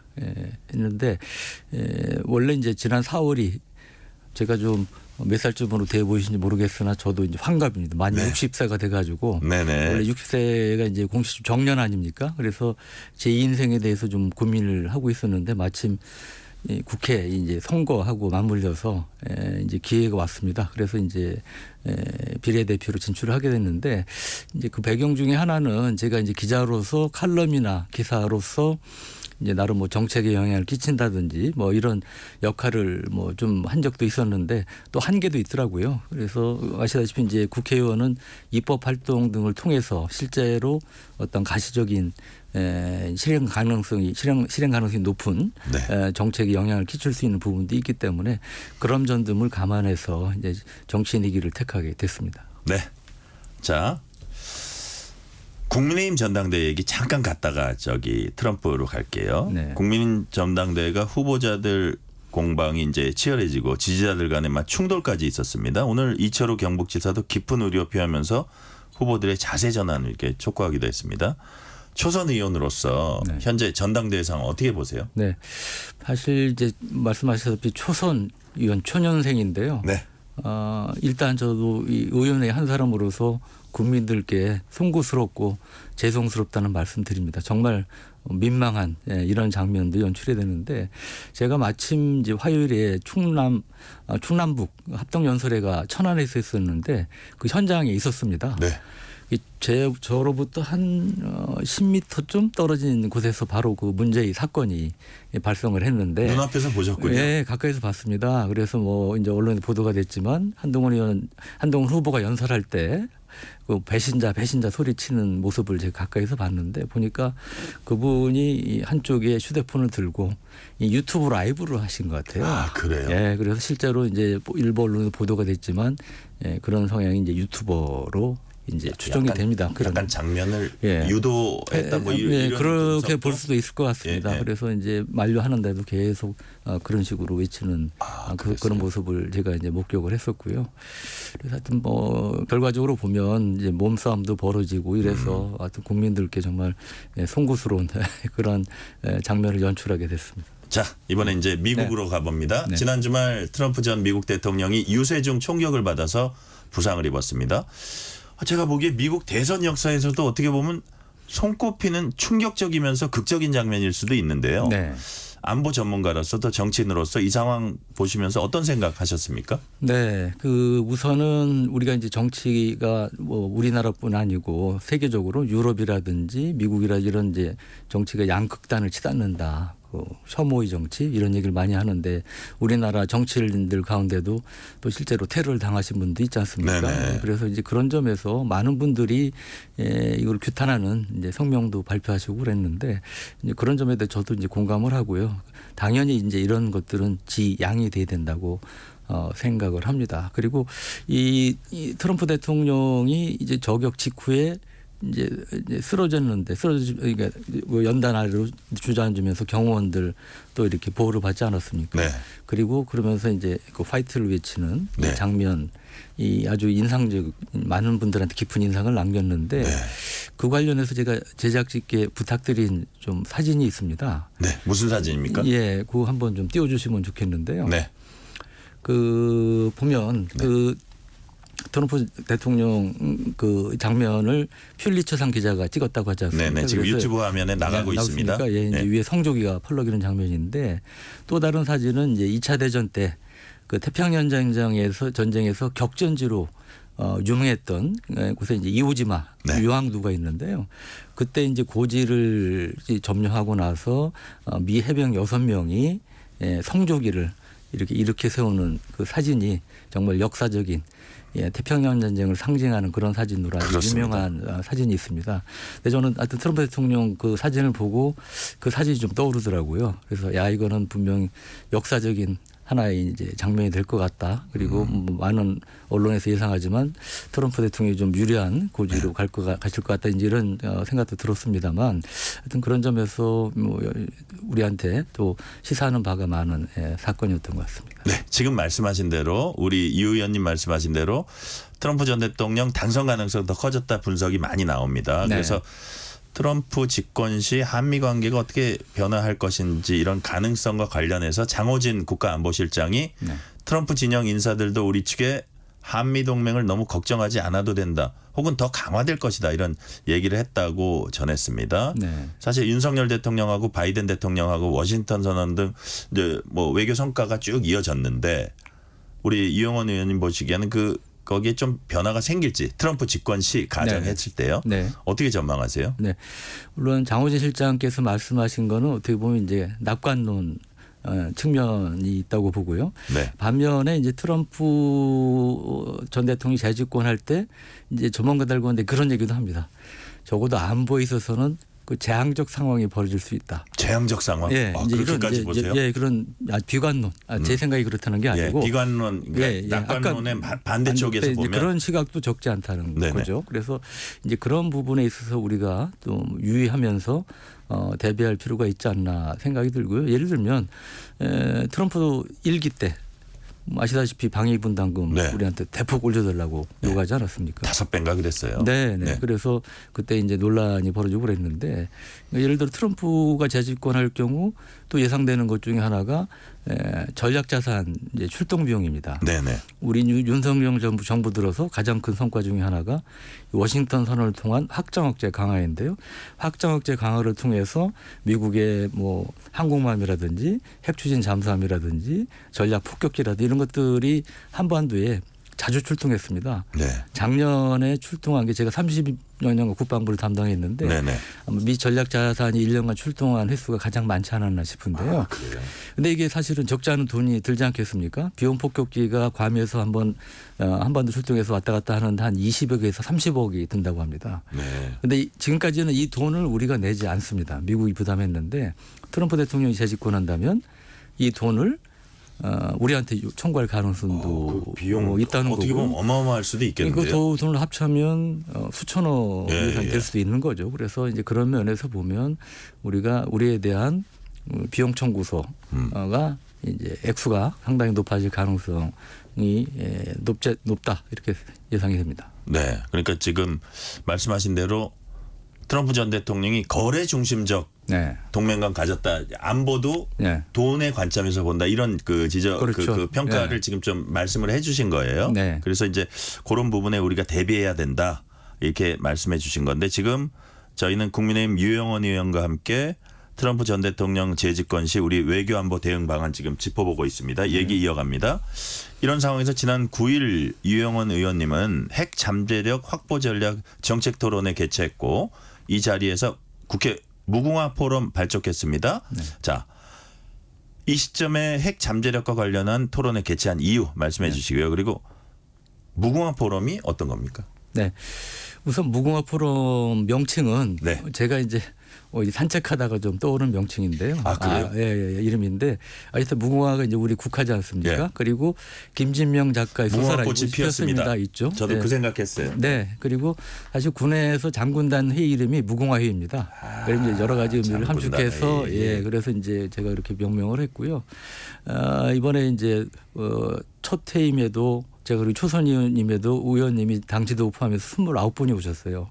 상당히 이례적으로 많은 분들이 이제 관심을 가져주셨다는 평가를 받는데 이렇게 출범시키게 된 이유는 이 확장 억제 강화 등을 통해서 이 한미 동맹을 활용해서 북한 핵 미사일 위협에 대응하는 것도 분명 의미가 있습니다. 그리고 현 정부 들어서 이제 분명히 진전된 면이 있는데 또 근본적인 또 한계가 있지 않습니까? 그래서 그런 면에서는 우리 독자적인 능력을 확보할 필요가 있고요. 그래서 이제 핵무기에 대응하는 가장 효과적인 수단은 핵무기인데 그래서 핵무장을 주장하신 분도 있는데 저는 핵무장은 현실적으로 우리가 리스크가 크다. 어떤 각종 제재에 따른 경제적인 손실이라든지 이런 리스크가 크기 때문에 일단 저는 마음 먹으면 일본처럼 언제든지 핵무기를 만들 수 있는 잠재력을 갖는 게 바람직하다는 생각을. 핵 잠재력. 그렇죠. 예. 영어로 누클리어 옵션이라고 하는데요. 누클리어 옵션. 그런데 이제 그게 바람직하다는 생각을 가져왔고요. 그 누클리어 포텐셜로 또 잘못 쓰는 사람이 있겠네요. 그런데 이제 그런 맥락입니다. 옵션의 전문 용어인데 지금 사실은 7718님이 우리 자체 핵무기 보유 어떠세요? 강대국 외압에서 벗어나려면 자체 핵무기 보유할 필요도 있을 것 같아서요. 근데 자체 핵무기보다는 우리 핵 잠재력 갖추는 거 이거에 더 방점이 찍혀 계시네요, 의원님은. 그렇습니다. 왜냐하면 우리가 북한보다 이 대외 경제 의존도가 훨씬 높지 않습니까? 그러면 우리가 핵무장을 하게 되면 NPT 이제 관련된 충돌하는 그런 문제도 있고요. 물론 이제 NPT 자구조항이 있어서 뭐 가능하다. 근데 복잡해요. 그런데 굉장히 논란이 있고요. 그래서 미국이라든지 다른 우방국들이 어떤 형태로든 우리한테 이제 제재를 할 수밖에 없을 것이다. 그게 이제 일반적으로 많이 예상하시는 부분이고요. 그런 부분에 있어서 그러면 우리가 고통을 손실을 감내를 해야 되는데 그런 데 대한 국민적인 공감대 합의가 얼마나 이루어질 수 있을 것이냐. 저는 그 부분에 좀 퀘스천 마크가 있습니다. 자, 그럼 핵 잠재력이라는 건 구체적으로 어떤 상태를 갖추는 걸 말하는 겁니까? 그러니까 아까 이제 일본 수준이라고 말씀드렸는데요. 그러니까 보통 이제 우리가 핵 원료는 이제 고농 핵무기 원료는 이제 그 고농축 우라늄 또는 이제 플루토늄이 있는데요. 이제 그거를 만들 수 있는 이제 잠재 역량을 의미하죠. 핵연료 재처리 능력. 네, 그다음에 재처리라든지 그다음에 이제 농축 기술이죠. 그래서 이제 확보하면 되는데 이게 이제 현실적으로 한미 원자력 협정 때문에 제약이 있습니다. 네네. 그래서 우선은 이제 필요한 게 한미 원자력 협정 개정이 필요하다고 보고요. 네. 이제 그런 점에서 계속 좀 캠페인을 하려고 합니다. 네네. 지금 의원님 말씀 듣고 보니까 우리가 당장 핵무기 자체 보유하게 되면 국제 제재라든지 뭐 복잡한 문제들을 해 나가야 되니까 그 이전 단계까지 딱 능력을 갖춰놓고 만약에 우리가 정말 필요할 때는 빨리 그게 진행될 수 있도록 그 단계까지 가놓자. 그런 걸로 제가 이해가 되거든요. 맞습니다. 자, 그렇다면 한미 원자력 협정 개정 말씀도 하셨는데 그 우리가 그것도 어떤 시점의 그 계기성하고 연관이 될 텐데 그 가능성 있다고 보세요? 지금 한미 원자력 협정이 이제 2015년에 개정이 됐습니다. 그래서 일부 이제 전에보다 진전된 것은 20% 미만의 농축 우라늄의 경우는 한미가 합의하면 가능합니다. 네네. 근데 이제 문제가 우리 마음대로 못하고 한미 합의가 필요하다는 거죠. 20% 이상 고농축 우라늄은 이제 차단이 돼 있는 상태고요. 재처리도 처음에 이제 화이로 프로세싱이라고 그래서 그는 초기 단계에 이제 그런 부분에 대한 연구 개발이나 이런 거에 대한 부분은 허용되는 걸 했는데 재처리 기술 자체는 또 이제 거의 사실상 차단돼 있는 걸로 이제 봐야 되고요.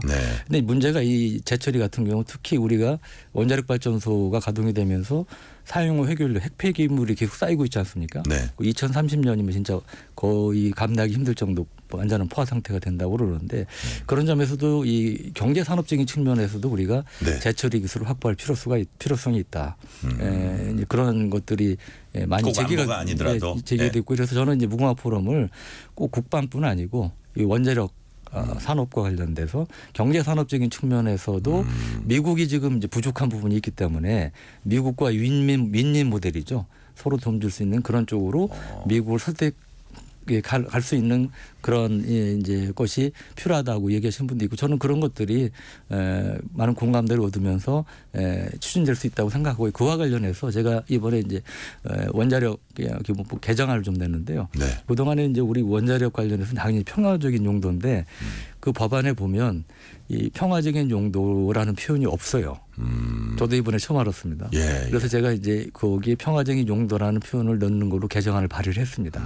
그런 걸 통해서 물론 우리가 이걸 한다고 뭐 미국이나 다른 나라가 의구심이 완전히 사라지는 건 아니겠으나 우리가 설득할 수 있는 이른바 비빌 언덕은 좀 생기는 거 아니겠습니까? 그래서 이런 것들, 하여튼 이런 것부터 해서 이제 차근차근 노력을 해 나가려고 합니다. 근데 최근에 세무엘 파파로 미 인도 태평양 사령관이 분석 결과 핵 추진 잠수함 도입에 대한 믿음이 생긴다면 추후에 추진해 볼 수 있을 것이다. 이거 무슨 뜻입니까? 그러니까 그동안에 이제 우리가 원자력 추진 잠수함에 대해서 미 정부나 군 고위 관계자들은 부정적인 그런 입장을 견제해 왔는데요.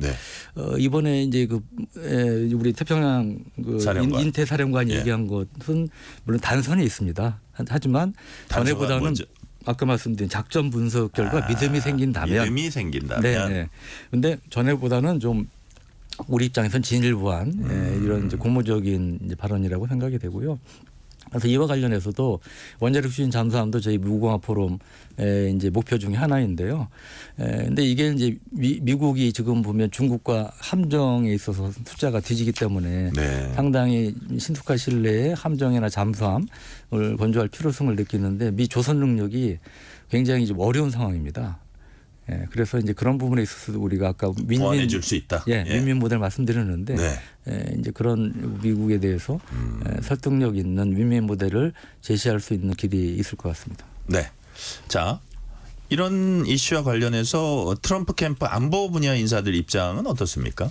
최근에 이제 트럼프의 이제 핵심 참모들 여러 사람이 우리 입장에서 보면 핵무장 잠재력이라든지 핵추진 잠수함 관련해서 이제 긍정적인 발언들을 좀 했는데요. 예를 들어 엘브리지 콜비 전 미 국방부 부차관보가 최근 엊그제 저희 국내 언론 인터뷰에서 뭐라고 그랬냐면 죄송합니다. 콜비. 예.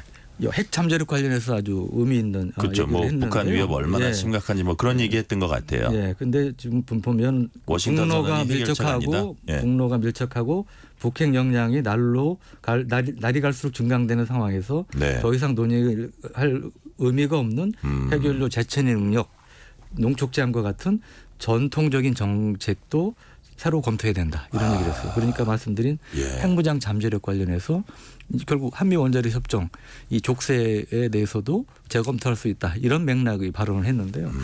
이런 맥락의 발언도 제가 알기로는 거의 없었던 것 같습니다. 그래서 이것도 진일보된. 그렇죠. 그러니까 어떻게 보면 이것도 그 돈으로 보는 그 안보 이게 부담을 지우는 대신 우리가 이거 풀어줄 수도 있다 이런 전제가 좀 깔린 것 같아요. 그러니까 우리가 이제 우리 흔히 세상에 공짜 없다고 그러지 않습니까? 트럼프 아까 말씀 이제 안보 리스크가 있다. 뭐 어떤 분은 재앙이라고까지 표현하시는 이제 그런 분도 있는데 물론 그런 리스크가 있습니다만 이른바 통큰 사업가 스타일 아닙니까? 그러니까 이제 어느 정도 기브 앤 테이크가 가능하다. 그런 측면에서 보면 방위 분담금이 이제 우리 경제력이나 이런 수준을 감안하면 사실 지금보다 저는 제가 생각할 때는 좀 더 줄 여력이 있다고 봅니다. 그 대신 우리가 더 얻어낼 부분도 있으니까 대신에 말씀드린 원자력 협정 개정이라든지 아니면 뭐 핵추진 잠수함 허용이라든지 이런 반대국부를 끌어내는 이러한 카드도 생각해 볼 수 있지 않을까 생각합니다. 지금 우리 정부 공식 입장은 한미 확장 억제 강화인데 지금 의원님은 핵 잠재력 갖춰야 된다 말씀해 주셨고 자 정치권에서는 나경원 국민의힘 의원이 전당대회 과정에서 핵무장론 자체 핵무장이죠. 다시 꺼내들자 정청래 민주당 의원은 참으로 무책임하고 위험천만하다. 박찬대 민주당 원내대표는 안보위기 부추겨 정치적 공경에서 벗어나려는 속셈이냐. 비판했습니다. 이런 발언은 어떻게 평가하세요? 아까 말씀 저는 이제 핵무장이 아니고 그 전 땅이 핵무장 잠재력이라고 말씀드렸고요. 그래서 지금 야당에서 비판하는 걸 보면 핵무장과 핵무장 잠재력을 뭉뚱그려서 다 핵무장을 주장하는 것처럼 이제 비판하시는 것 같고요. 그래서 분명히 그거는 구분해서 봐야 된다 이렇게 생각합니다. 한미가 지난 11일 미국 워싱턴에서 열린 정상회담에서 한반도 핵 억제 핵 작전 지침에 관한 공동 성명 채택했습니다. 북한이 강하게 반발했고요. 핵 능력 강화 포함한 북한 도발이 이제 이어지고 있고 남북 간 긴장도 높아지고 있습니다. 또 이제 여기에 그 뭐 이른바 북러 밀착도 이제 진행되고 있는 거고요. 자, 우리 안보의 북러 밀착, 그다음에 북한의 도발 지속 이게 어느 정도 위협이 된다고 평가하시는지 또 우리가 어떻게 대응해야 한다고 보시는지 좀 말씀해 주세요. 우선 이제 북러 밀착은 군사적인 안보 측면에서 보면 상당히 우려되는 점이 있습니다. 이제 두 가지 측면인데 우선은 북한이 지금 이제 많은 탄약은 물론이고 KN-23 같은 신형 미사일도 러시아에 수출을 해서 일종의 실전 테스트를 지금 하고 있습니다. 그러면 그 사용 결과를 이제 북한이 피드백을 받겠죠. 그래서 이제 개량을 해서 발전시킬 수 있는 이제 그런 여지가 있다는 거고요. 그에 대한 반대급부로 이제 북한이 보면 이미 식량이라든지 이런 여러 가지 지원을 받고 있다는 거, 경제적 지원을 받고 있다는 게 확인이 되고 있고 또 한 가지는 뭐 많은 이제 언론에도 많이 보도가 됐습니다만 북한이 지금 이제 아쉬운 부분들이 있죠. 정찰위성. 지금 계속 실패하고 있지 않습니까? 그래서 이제 그런 정찰위성, 그다음에 우주 발사체 관련 기술, 그다음에 김정은이 공헌한 5대 전략 무기 중에 이제 거의 다 성공시키고 여러 개 성공시켰고 남은 게 한두 개밖에 없는데 그중에 하나가 핵추진 잠수함입니다. 그래서 그 관련해서 러시아가 물론 핵잠수함 기술은 쉽게 안 줄 거라는 예상도 적지 않습니다만 북한 입장에서는 이제 집요하게 요구를 하겠죠. 그래서 그런 점들에서 이제 우리 입장에서는 분명히 우려될 부분이 있고요. 그다음에 대비해야 된다고 생각을 하고요. 그러면 이에 대해서 이제 우리는 당연히 우리 자체 역량 강화가 필요하고 또 한미동맹을 하고 한미동맹은 물론이고 최근에 이제 대통령께서도 나토 정상회의 다녀오셨지만 이런 이제 국제 기구를 활용해서 북한은 물론이고 러시아에 대한 압박을 강화할 필요성 도 있다고 생각합니다. 그리고 또 우크라이나 카드도 또 어느 정도 활용할 필요가 있죠. 예, 지난번에 대통령께서 말씀하셨지만 우리가 이제 우크라이나에 이제 무기도 지원할 수 있다고 하지 않았습니까? 러시아가 굉장히 민감하게 반응했는데 그 수준은 러시아의 선택에 달려 있다. 저는 그것은 적절한 말씀이라고 생각합니다. 마지막 질문 가기 전에 제가 중간 질문 하나 하면 지금 이제 핵심 기술 만약에 러시아가 북한에 넘겨준 이 문제 어떤 전문가들은 정말 첨단 기술은 안 넘길 거다. 그렇지만 뭐 북한이 막 자기네가 뭐 포탄을 주고 이런 과정에서 받을 수도 있는데 정말 첨단 기술을 과연 러시아가 넘길 것인가? 이런 부분은 짧게 대답해 주신다면 어떻게 보세요? 그럴 수 있습니다만 최첨단이 아니라도 북한 입장에서 도움이 될 수 있는 기술이 있죠. 북한이 꼭 세계 정상급 기술만 저희 필요한 건 아니니까요. 그러니까 그런 것들에선 기브 앤 테이크가 있을 수 있다. 그렇죠. 자, 마지막 질문 드릴게요. 22대 국회에서 의원님이 이것만은 꼭 하겠다는 거 있으면 짧게 한 말씀 부탁드립니다. 아까 이제 핵 분양 잠재력 관련해서 무궁화 포럼 이제 발표식도 말씀드렸는데 그 사실은 이제 제일 중요한 게 사람 아닙니까? 이 첨단 무기가 아무리 발달해도 결국은 사람이 중요하다. 이건 우크라이나 전 등을 통해서 잘 입증이 되고 있고요. 그런데 지금 우리 한국군이 보면 이 초급 간부를 비롯한 간부 문제가 상당히 심각합니다. ROTC도 미달되는 경우가 많고요. 그다음에 뭐 언론에 보도됐습니다만 중견 간부 작년에 9천여 명이 전역 신청을 했다고 그러지 않습니까? 그래서 저는 이 한국군이 이게 제대로 안 되면 한국군이 근간이 흔들리고 무너질 수 있는 그런 상황이라고 보고 그래서 저는 그러한 초급 간부 초급 문제 개선을 비롯해서 이 사람 문제 한국군이 사람 문제를 해결하는 데 있어서 최우선 순위를 두고 노력을 하려고 합니다. 한국군의 사람 문제 해결하겠다. 오늘은 여기까지 말씀 듣겠습니다. 국민의힘 유영원 의원이었습니다. 감사합니다. 네, 감사합니다. 실시간 교통정보 듣고 오겠습니다. 교통정보센터 유하영 리포터 나와주세요. 네, 이 시각 교통정보입니다. 현재 서울과 경기 북부, 영서 북부에 비가 오고 있습니다. 퇴근길 교통안전에 더욱 유의하셔야겠는데요. 서울 시내에서는 동부간선도로 의정부 방향 성수 분기점에서 상계교까지 정체고요. 그 사이 이하교 부근 1차로에 고장난 차가 서 있습니다.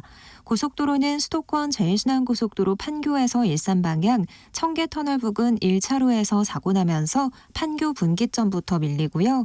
더 가서 안양터널에서 수리터널까지 밀리고 시흥요금소에서 송내까지 정체입니다. 판교에서 구리 쪽으론 성남 일대에서 3km 주춤하고요. 하남 분기점에서 구리 남양주 요금소까지 정체입니다. 중앙고속도로 부산 방향 대동요금소에서 삼락까지 밀리고요. 남해고속도로 부산 쪽으론 북부산 요금소에서 덕천까지 정체입니다. KBS 교통정보센터였습니다.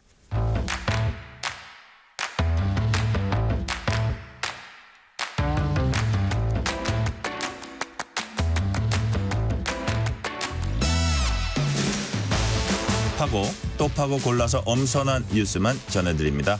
파파뉴 코너 수요일엔 스포츠 소식 알아봅니다. 대한축구협회가 클린스만 축구 대표팀 감독을 경질한 지 5개월 만에 홍명보 감독을 새 사령탑에 선임했습니다. 북중미 월드컵을 향해서 하루빨리 진영을 갖추고 나가야 하는데 홍명보 감독 선임을 둘러싼 논란이 가라앉지 않고 있습니다. 2002 한일 월드컵 4강 합작한 이영표, 박지성 등은 정몽규 협회장 거취까지 거론하면서 협회장 사퇴 여론까지 일고 있습니다. KBS 스포츠 취재부 김한수 기자와 함께 자세히 알아봅니다. 김 기자 어서 오세요. 네, 안녕하세요. 자, 김한수 기자. 홍명보 감독 선임에 왜 축구인들도 또 팬들도 반발하고 있나요? 네, 사실은 한국 축구의 전설이죠. 그렇죠. 네, 홍명보 참 안타까워요. 네, 홍명보 감독이 1차적으로는 말을 바꿔서 그렇습니다. 대표팀 감독 맞지 않겠다. 울산 팬들 걱정하지 마라. 말을 바꿨다. 네, K리그 현직 감독의 입장에선 당연히 해야 할 말이고요. 그런데 막 갑자기 말을 바꿔서 현직 감독이 빠져나가고 협회는 K리그 현직 감독을 빼가는 구태를 다시 한번 자행하게 됩니다. 요즘 팬들은 사실 국가대표팀 중요하지만 자기 팀에 대한 생각이 강해졌거든요. K리그 열기가 대단하더라고요. 네, 울산 현대 같은 경우에는 특히 이제 뭐 거의 항상 탑 랭크에 있는 팀이기 때문에 그런 팀에서 하석 상대하는 거죠. 물론 이제 우리가 흔히 이제 그 국가대표팀의 위주를 FC 코리아 마인드라고 합니다. 네. 너무나 2002년에 그 기운이 아직도 살아있다는 기분이라서 그런데 믿었던 홍명보 감독이 요즘 막 좌충우돌하고 있는 협회와 한 몸이 됐다는 것이 사실은 축구 팬들 입장에서 너무나 아쉬운 상황인 거죠. 비난을 하지만 정말 안타까운 거네요. 네. 가슴 아프고. 네. 축구협회 운영 보시면 사실 그 전력강화위원회가 비정상적으로 운영되고 있잖아요. 뭐 사실 뭐 절차가 주먹구구식이다. 뭐 인터뷰도 하지 않았다. 이런 내용을 들어보게 되면 세계 20위권의 한국 축구 또 한때는 월드컵 4강을 한 한국 축구 입장에서는 좀 격이 맞지 않는다는 느낌일 거예요. 특히 이제 그 전력강화위원회 참여했던 박주호 의원 같은 경우에는 젊은 선수고 해외에서 많은 것들을 경험했었기 때문에 정말 유명한 감독들을 찾고 찾아서 제안을 했을 겁니다. 그런데 그런 것들이 받아들여지지 않았고요. 국내 감독이 선임되는 것조차 모르는 상황에서 그런 것들을 밝혔다고 이제 본인의 유튜브에서 얘기를 하는 순간에 그 축구협회 부회장이 이런 것들을 비밀 누설이다 해서 법적 대응을 하겠다고 덤볐어요. 그런 입장에서 보면 뭔가 새로운 걸 하겠다고 하는 젊은 혈기를 꺾어버린 셈이 되죠. 그걸 보고 있던 이제 이영표 KBS 해설위원이 오죽하면 축구인들 더 이상 행정하면 안 되겠다. 더 이상 행정에서 물러나야 되겠다. 기술적인 것만 책임지고 어떠한 의사결정은 빠져야 되겠다는 말까지 합니다. 그리고 박지성이라고 하는 그 이제 전북현대에서 테크니컬 디렉터라고 있는데 전북현대, 울산현대, 축구의 현대가 말을 많이 하는 분은 아니잖아요. 네, 그리고 말을 하기도 쉽지 않은 여건인데 그러니까요. 심지어 회장의 거취도 뭐 한 번쯤 생각해봐야 될 거고 홍명보 감독의 거취도 본인이 생각하게 달렸다 이렇게 비난을 했습니다. 뭐 한번 되짚어 보면 감독 선임이나 전력강화위원회는 결국 축구협회 이사회 그리고 결국은 축구협회장의 의사결정에 따라 결정되는 거거든요. 그래서 지난 뭐 히딩크 감독 선임 때부터 쭉 지켜봐 왔지만 그동안 뭐 본프레레 감독이라든가 벤투 감독 뭐 비난도 있었고 우려는 있었지만 이렇게 팬들이라든가 전체적으로 축구인들이 반발하는 경우는 아주 이례적입니다. 그래서 뭐 그래서 이제 뭐 김기범 기자나 이준희 기자 또 박선우 기자 축구를 담당하고 있는 기자들 얘기를 해보면 결론적으로 불신의 시작은 클린스만을 비정상적으로 선임했기 때문에 또 그 결과가 너무나 좋지 않았기 때문에 축구협회가 가진 원죄 같은 거다 이런 결론에 도달했어요. 그러니까 클린스만 감독이 축구계에서는 굉장히 마당발이지만 감독으로서는 여러 차례 실패했다라는 평가를 받아왔거든요. 그런데 정몽구 협회장 입장에서는 AFC라든가 FIFA에서 본인이 활동 영역을 넓혀가기 위해서는 그런 감독이 필요했던 겁니다. 그리고 또 그렇게 할 수 있었던 건 뭐 손흥민 선수를 포함해서 황희찬, 뭐 이강인 그냥 그 네임 밸류만 봐도 역대 최강이거든요. 그러니까 이런 선수들의 경기력 갖고 충분히 할 수 있으니까 사실 감독은 이렇게 선임해도 되겠다라고 했었는데 그래서 아직도 또 그 진행 과정에서 정몽규 회장은 계속해서 외국인 감독을 사실 선호했어요. 그리고 전력강화위원회에 뽑아와라라고 했는데 저희가 뽑고 싶은 감독은 이미 뭐 제시마 씨 같은 경우에는 캐나다와 계약을 해버렸고 또 수준이 약간 후보군에 남은 감독은 수준이 떨어지다 보니까 전력강화위원회 말을 들을 수밖에 없는 겁니다. 클린스만 감독한테 위약금도 줘야 되죠. 뽑아오는 감독은 마음에 들지 않죠. 새로운 감독에게 줘야 될 돈도 있죠. 또 우리 지금 저 축구센터를 천안에 짓고 있거든요. 거기에 또 필요한 비용도 있죠. 전체적으로 어려운 상황인데 이런 것들을 설명하지 않고 그냥 뽑아와라 이러다 보니까 축구협회에서 전력강화위원회조차도 통제하지 못하는 상황이 벌어졌어요. 그래서 해외에 좋은 감독을 영입할 수 있는 기회를 놓쳤고 또 국내 감독도 올림픽에 총력을 기울여야 할 황선홍 감독이 실패를 했고 김도훈 감독을 임시 감독으로 쓰다 보니까 국내 자원도 제대로 활용할 수 있는 기회를 놓친 겁니다. 그러니까 결국은 궁여지책으로 남아있는 것이 홍명보 감독인 거죠. 홍명보 감독 사실 뭐 런던 올림픽에서 동메달 최초로 땄고요. 선수 생활 화려했고 뽑을만 했습니다. 그런데 사실 브라질 월드컵이 악몽이 있잖아요. 1무 2패로 조별리그를 탈락했고 그때 손흥민 선수를 쓰기보다는 본인에게 익숙한 박주영 선수를 써서 결국은 뭐 의리 축구다 뭐 그래서 조별 탈락의 아픔 그리고 공항에 내렸을 때 홍명보 감독한테 누가 엿을 던지리라고 생각을 했겠습니까? 그러니까요.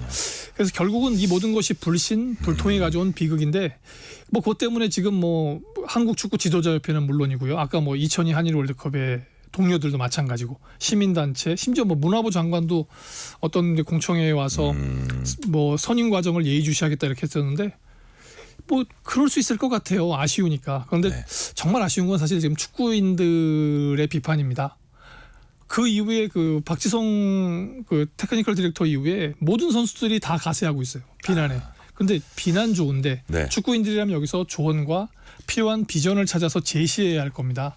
근데 마치 지금 비난하지 않으면 뭘 못할 것처럼 달려드는 거는 사실 우리 축구에는 크게 도움이 되지 않을 것 같아요. 자, 정우성 님이 이런 문자 주셨어요. 제시 마시 감독이 한국행을 희망했었다는데 안타깝습니다. 이 약간 타이밍이 늦었나 봐요. 타이밍도 늦었고요. 저희가 네. 이제 어떻게 보면 5달이나 있었잖아요. 시간이. 저희는 서둘렀는데 가서 정확히 제대로 듣고 하지 못했던 거죠. 그래서 이제 정혜성 기술위원장이 지금 전력강화위원장이 뭐 비난의 대상이 되는 것이 그때 그 기회를 놓치고 또 그 감독을 잡지 못한 채 왜 국내 감독을 고집했느냐 하는 비난에 직면해 있는 겁니다. 자, 이른바 독이 든 성배 축구 대표팀 감독직을 그렇다면 홍명보 감독이 왜 수락을 했을까요? 뭐 인터뷰만 보면 개인적으로 10년 전에 그 러시아 월드컵의 그 실패 그거를 만회하고 싶은 욕심이 있었을 겁니다. 2002 한일 월드컵에서 선수로서는 뭐 얻을 만큼 얻었고요. 또 울산현대 감독을 맡아서 프로리그에서도 할 만큼 했어요. 그리고 무엇보다 올림픽 대표팀을 맡아서 동메달을 했습니다. 네. 그런데 월드컵이라는 무대에서 본인이 뭔가 좀 본인의 인터뷰 말대로 뭔가 끌어오르는 게 있는데 그것을 해결할 수 있는 길이라고 생각을 했을 겁니다. 그리고 또 자승자박인 면도 있어요. 사실 클린스만 감독이 선임된 이후에 그런 얘기를 했거든요. 대체 클린스만 감독을 선임하고 나서 니네 뭘 배웠냐라고 축구협회를 비난을 했어요. 그때 그럼 결국은 뭐냐면 왜 좋은 감독을 뽑아오지 못하느냐.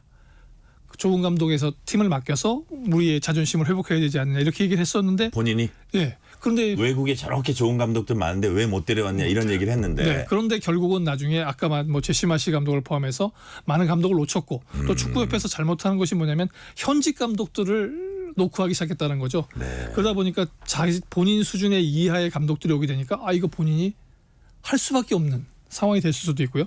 그다음에 또 이제 아시안컵이 우리한테는 굉장히 많은 걸 던져줬습니다. 아시안컵 이후에 세대 간 갈등도 봉합해야 되고 해외파들의 기강 문제도 있다. 뭐 이런 얘기도 나와서 국대 출신의 또 스타 출신의 감독이 우리 그 선수들을 어떻게 뭐 제대로 잘 관리할 수 있는 그런 필요성? 맏형. 예, 맏형. 근데 그 맏형 리더십이 필요하다 이런 것들 때문에 본인이 설득당했을 가능성이 있어요. 네. 근데 이제 축구협회나 홍명보 감독이 한 번쯤은 던져봐야 될 질문이 있습니다. 과연 홍명보 감독이 보여준 카리스마가 지금 다양한 개성의 선수들을 하나로 묶을 수 있는 리더십이 될 수 있는가? 정말 그 선수들과 제대로 소통하지 않고 그 선수들의 요구를 다 들여지지 않고 홍명보의 축구를 만들어낼 수 있는가? 그러니까 선수들이 원하는 선수들의 케미를 발휘할 수 있는 그런 리더십이 과연 있는가를 한번 예컨대 히딩크 리더십 같은 거. 그렇죠. 네네 그런 것이 있는가를 한번 되돌아봐야 된다. 자, 우여곡절 끝에 선임된 홍명보 감독이 이제 공식 기자회견 없이 유럽 출장에 나섰습니다. 이번 출장 왜 갔습니까?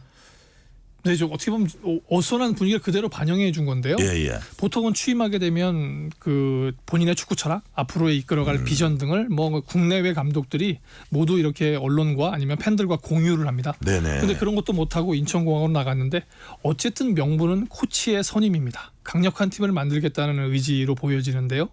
현대 축구의 특징을 본인은 이제 분업화라고 얘기했어요. 감독이 해야 할 일, 또 코치가 전력 코치가 해야 할 일, 뭐 예를 들어 테크니컬 코치라든가 아니면 체력 코치가 해야 할 일. 그래서 중요한 코치들 둘을 데리고 와서 우리 대표팀에 녹여내겠다. 그러니까 뭐 전체적으로 보게 되면 해외 감독을 데려오지 못한 그런 빈 공간을 해외 코치로 채워가겠다. 유능한 코치 데려오겠다. 네. 예. 그래서 이제 그 스페인이나 포르투갈 이렇게 나가 있는데 예. 근데 조금 아쉬운 거는 그 나가고 하는 공항 인터뷰에서 말을 바꿀 수밖에 없었던 절박한 심정이라든가 그걸 설명할 계기가 있었어요. 그리고 그 현직 축구 감독으로서 팬들을 버려야 했던 뭐 사과할 건 사과하고 설명을 했으면 더 좋았을 텐데 이걸 못했거든요. 그리고 개인적으로 보면 코치가 되게 중요하지만 더 중요한 건 사실 선수들의 공감입니다. 예. 뭐 유럽에 지금 나가 있어요. 스페인이든 포르투갈이든 거기서 비행기로 날아가면 서너 시간 아니면 우리 선수들이 뛰고 있는 모든 나라에 갈 수 있습니다. 그래서 가서 우리 축구 현실을 공유해야 되겠죠. 우리가 왜 외국인 감독을 데리고 올 수 없는 상황이고 내가 왜 맡아야 하는가. 그리고 유럽 핵심 선수들은 나를 어떻게 도와줘야 될 거고 K리그 선수들과 어떤 공감대를 형성해 갈 거니까 우리가 같이 한번 힘을 합쳐보자. 그래서 선수들이 느끼는 세계 축구의 흐름과 홍명보식 축구의 가능성을 결합해내는 거를 만들어내야 되는데 그래서 사실 이번 출장 코치 중요합니다. 하지만 코치보다 더 중요한 거는 선수로 보입니다. 네네. 자, 시간 관계상 요거는 대답을 짧게 이제 축구 팬에게도 축구인들에게도 환영받지 못한 홍명보 감독이 성공하기 위해선 일단은 특별한 계기가 없으면 이제 간다고 보면 어떤 걸 극복해내야 할까요? 첫 번째는 신뢰 회복일 거예요. 그래서 정몽규 회장이 얘기한 것처럼 원팀을 만들어야 됩니다. 근데 이제 우리가 올림픽 이후에 이제 일단 그 북중미 월드컵에 나갈 선수를 선발해야 되거든요. 그 선발 과정에서 가능성은 오픈해야 되고 과정은 공정해야 되고 또 명분을 합당해야 될 겁니다. 베스트 11은 왜 뽑았고 해외 유망주, K리그 유망주들을 발탁할 때 내가 이 사람들을 뽑아서 이렇게 만들겠다. 그리고 그것을 선수들과 너희들의 개성을 살리면서 우리 같이 만들어가자 해서 소통도 해야 될 거고 결국은 월드컵의 성적일 겁니다. 지금 상황에서 월드컵 본선에 못 간다? 이건 말도 안 되는 상황이거든요. 결과가 말을 해주는 거네요. 네, 결국 16강 이상에 진출을 해야. 왜냐하면 이번에 48개 팀으로 늘면서 유럽팀이 13개에서 18개 팀으로 참가하게 돼요. 그 유럽팀과 싸워서 16강에 갈 수 있는 경쟁력을 만들어내서 입증하는 길이 홍명보 감독의 성공 요건이라고 생각합니다. 네, 이번에 100년 만에 파리에서 열리는 파리 올림픽 얘기 잠시 해봅니다. 현지 시간 14일 저녁이죠. 성화봉송 한창인데 BTS 진이 성화봉송에 나섰어요. 팬들 열기 대단했어요. 거기 제가 저도 물론 화면상으로만 봤는데 이게 한국인지 루브르 박물관 앞인지를 구분하기 힘들겠더라고요. 왜냐하면 거기서 김석진 그 BTS 진의 한글 이름을 외치고 또 이렇게 프레카드들이 많이 나와 있었거든요. 현지 시간 저녁 8시였는데 그리고 혁명 기념일이라는 게 사실 우리 이제 영화 같은 데 보면 바스티유 감옥 습격해가지고 자유박의 평등이라는 프랑스의 저 가치를 해놓은 날이잖아요. 그래서 올림픽의 의미를 담는데 한국의 아이돌이 아마 제가 제 기억으로는 처음 나간 걸로 알고 있습니다. 그렇군요. 그래서 아마 이번 올림픽의 그 흥행에 정말 중요한 역할을 하지 않았나 생각합니다. 예. 자, 마지막 질문 드릴게요. KBS에서도 중계진 꾸렸습니다. 라인업이 이제 화려하니까 그 소개도 좀 해주세요. 일단 그 골프의 여제라고 할 수 있는 박세리 감독이 개인적으로는 굉장히 가슴 아픈 일이 있을 수 있지만 골프 해설을 맡습니다. 그리고 양궁의 기보배 선수 이제는 기보배 해설위원이죠. 여자 단체전이 지금 10회 연속 금메달에 도전하거든요. 근데 본인이 7번째, 8번째 금메달을 따냈어요. 그리고 이제 펜싱 하면은 이제 어펜저스라고 불리는 남자 사브로 단체전에 있는 김정환, 김준호 두 분이 선수가 아니라 해설자로 변신을 합니다. 누구보다 생생하게 전해줄 거거든요. 그리고 기대되네요.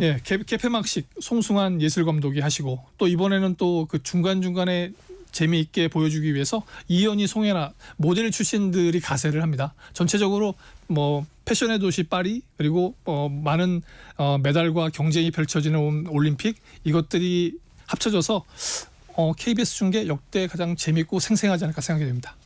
파리 올림픽도 KBS입니다. 많이 시청해 주시기 바랍니다. 강경희 님이 BTS 진이 성화 봉송 주자여서 너무 자랑스러웠습니다. 파리 올림픽 기대됩니다.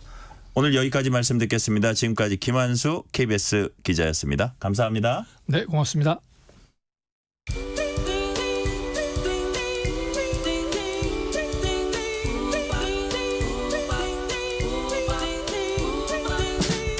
오늘 하루 뉴스를 정리해주는 다정한 편지 한 통.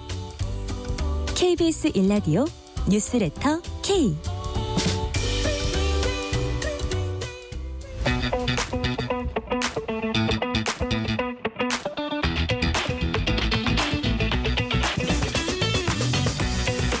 알면 독이 아니라 득이 되는 법 이야기. 법이 된 성배. 법 지식 잔에 꽉꽉 채워서 쉽게 풀어주는 분입니다. 강력팀 형사 출신 박성배 변호사와 함께합니다. 박성배 변호사님 어서 오세요. 안녕하세요. 법이 한가득 든 성배 박성배 변호사입니다. 자, 어린 자녀를 둔 부모님들이라면 가슴 철렁한 소식이 있었습니다. 경기도 양주시 한 태권도장에서 5살 아동이 심정지 상태로 발견됐습니다. 태권도 관장이 수사를 받고 아마 구속이 됐는데요. 먼저 도대체 도장에서 어떤 일이 있었던 건지 설명을 좀 해주세요. 이 30대 남성인 태권도 관장이 10일 오후 자신이 운영하는 양주시의 태권도장에서 관원인 5살 어린이를 들어 올려서 마침 말아 세워 놓은 매트에 거꾸로 놓고 방치해서 아이가 심정지 상태에 이르고 말았습니다. 이 관장 A씨가 어린이 B군에 대해 이와 같은 행동을 한 직후 심정지 상태임을 발견하고 2020년생인 이 어린 비군 사실은 2020년생이기 때문에 만으로는 4세 전후라고 할 수 있습니다. 그러니까 만 5살이 아직 안 된 거잖아요. 네네. 이 아이를 10분 이상 방치하면서 심정지 상태가 발생한 것으로 보이는데 의식을 잃은 상황을 발견하고 A 씨가 이 같은 건물에 있는 병원에 비군을 데려갔지만 의사가 심폐소생술을 해도 깨어나지 못했습니다. 아직까지도 비군은 의식을 차리지 못하고 중환자실에 입원해 있는데 현장에 출동한 경찰은 A 씨를 긴급 체포했고 구속영장을 신청한 바 있습니다. 이에 따라 법원이 영장실질 심사를 거쳐 증거인멸과 도주의 우려가 있다는 이유로 구속영장을 발부했습니다. 네. 4살 아동이 중태에 이를 정도면 굉장히 난폭한 학대에 있지 않았을까 이제 우리가 그렇게 추측할 수 있겠죠. 이 태권도장에서 훈련 내지는 체벌 과정에서 이와 같은 일이 벌어졌던 것 같은데 네. 통상적인 수업 도중에 다소 무리한 행위가 가해졌다는 수준이라면 아동 학대를 논하기는 어렵고 업무상 과실치사상을 논해야 할 것입니다. 그런데 이 업무상 과실치사상은 법정형이 5년 이하의 금고 또는 2천만 원 이하의 벌금으로 교통사고와 동일합니다. 그렇지만 네. 이 사건의 경우에는 통상적이지 않은 행동을 했고 그로 인해서 중대한 결과가 발생했습니다. 물론 이 A 씨가 이 B군의 사망이나 중상해까지 의도하지는 당연히 않았겠죠. 그렇지만 아동 학대가 존재하고 이로 인해 중대한 상해가 발생한 범죄 혐의를 적용할 수밖에 없고 이에 따라서 아동학대범죄처벌법상 아동학대 중상해죄가 적용되고 있습니다. 자, 아동학대 말씀하셨는데 아동학대법은 보통 이제 보호자에게 적용이 되는데 이런 체육시설 관장도 보호자로 분류가 되는 건지 아니면 별도 조항이 있는 건지 어떻게 되는 겁니까?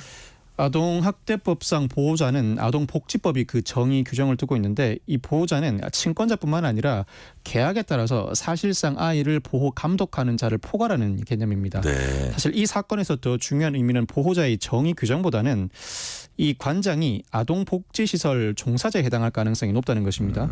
아동복지시설 종사자는 학원 등 운영자를 포괄하는데 이 아동복지시설 종사자는 아동학대가 의심스러울 때 신고해야 할 의무를 부담합니다. 그런데 네. 그 의무와 달리 오히려 직접 아동학대 범행을 가했을 때는 통상의 아동학대 처벌 규정보다 2분의 1 가중해서 처벌을 받게 되는데 예. 이 사안의 경우에도 2분의 1 가중 규정이 적용될 가능성이 2분의 높습니다. 1 가중이라면 1.5. 1.5배. 예, 1.5배요.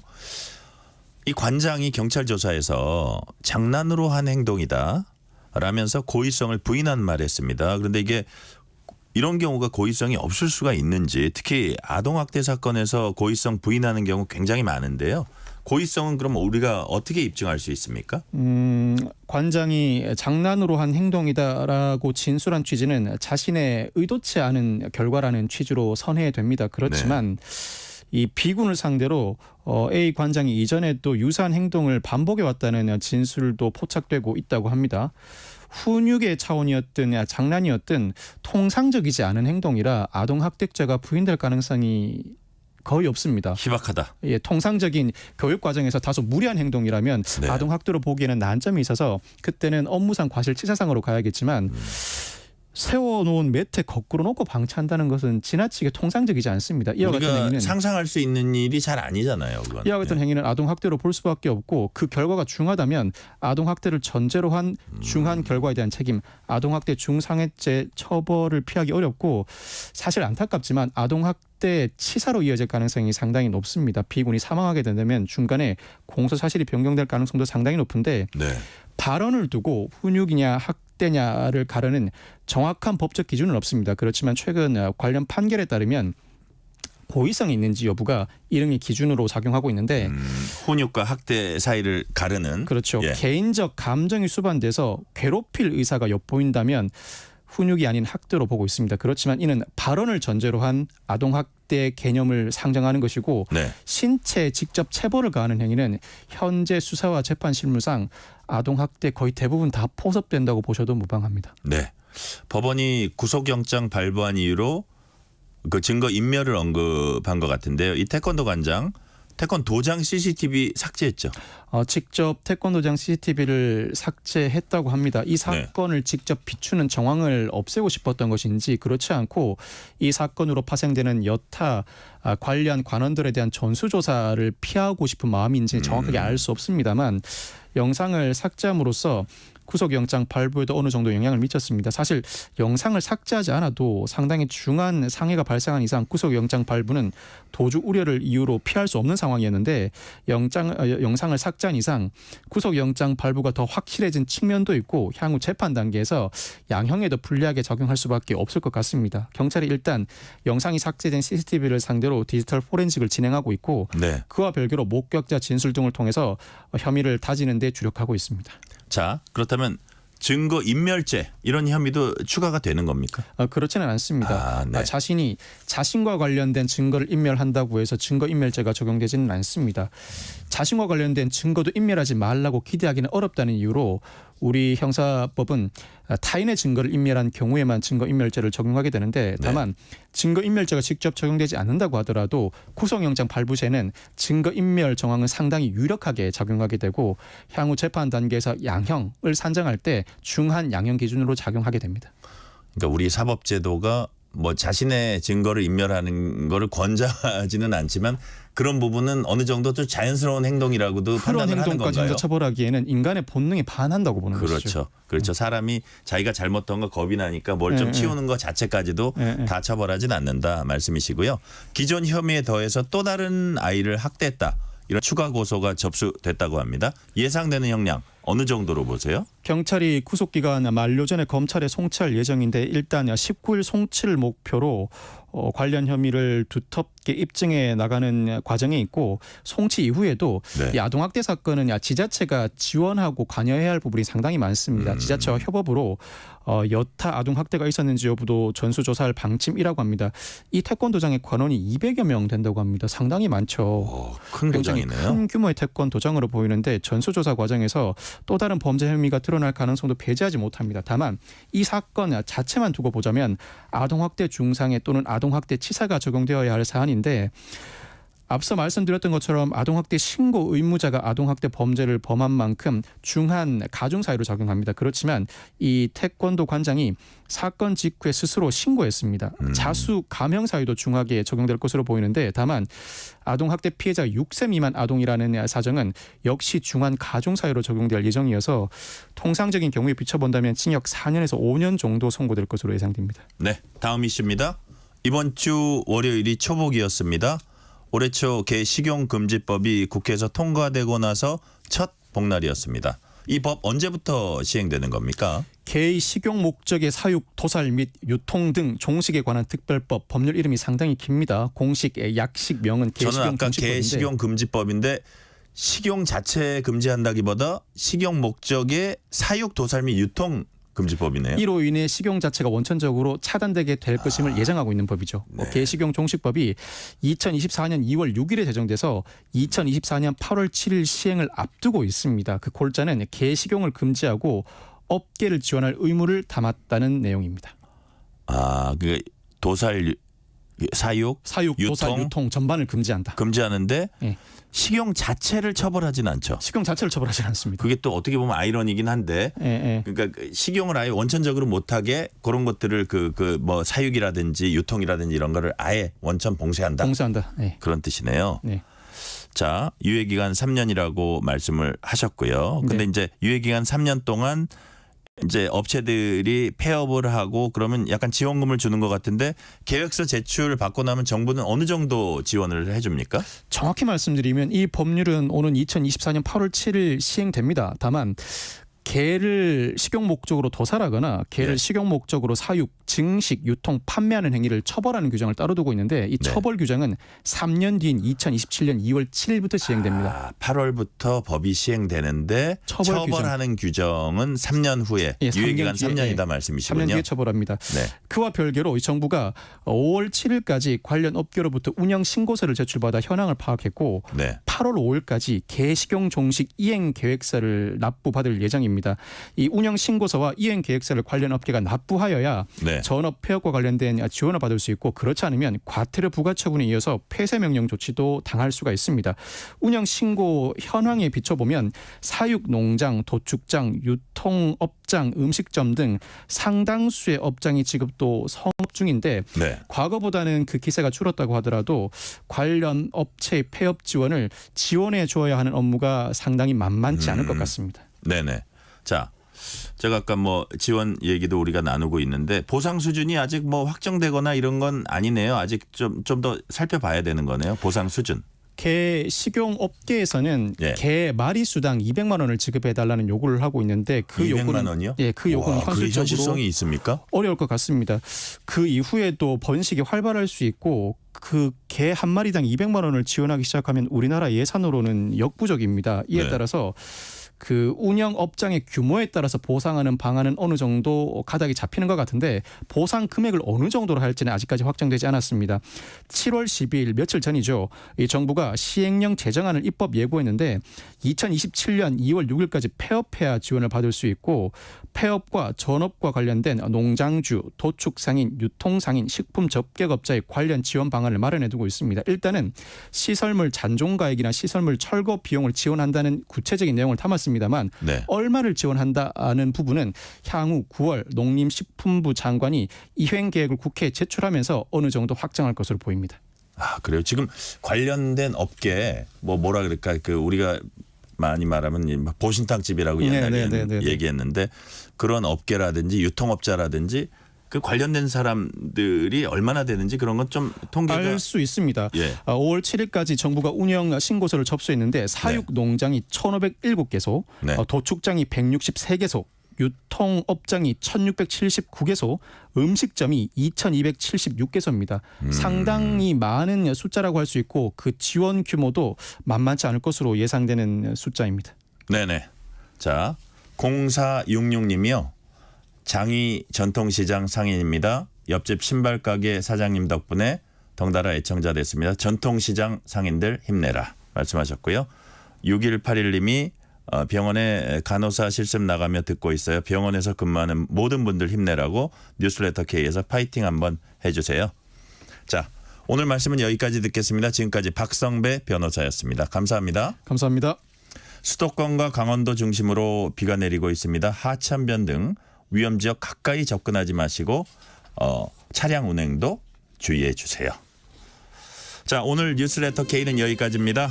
오늘 천리안 얘기 전해드렸는데요. 영화 접속의 모티브가 된 서비스였죠. 그 시절 생각하면은 이 노래 떠올리시는 분들 많을 것 같습니다. 접속의 OST A Lovers Concerto. 치킨 쿠폰 받으실 분들은 뉴스레터 K 홈페이지 확인해 주시고요. 오늘도 함께해 주신 청취자 여러분 진심으로 감사드립니다. 지금까지 뉴스레터 K 전종철입니다.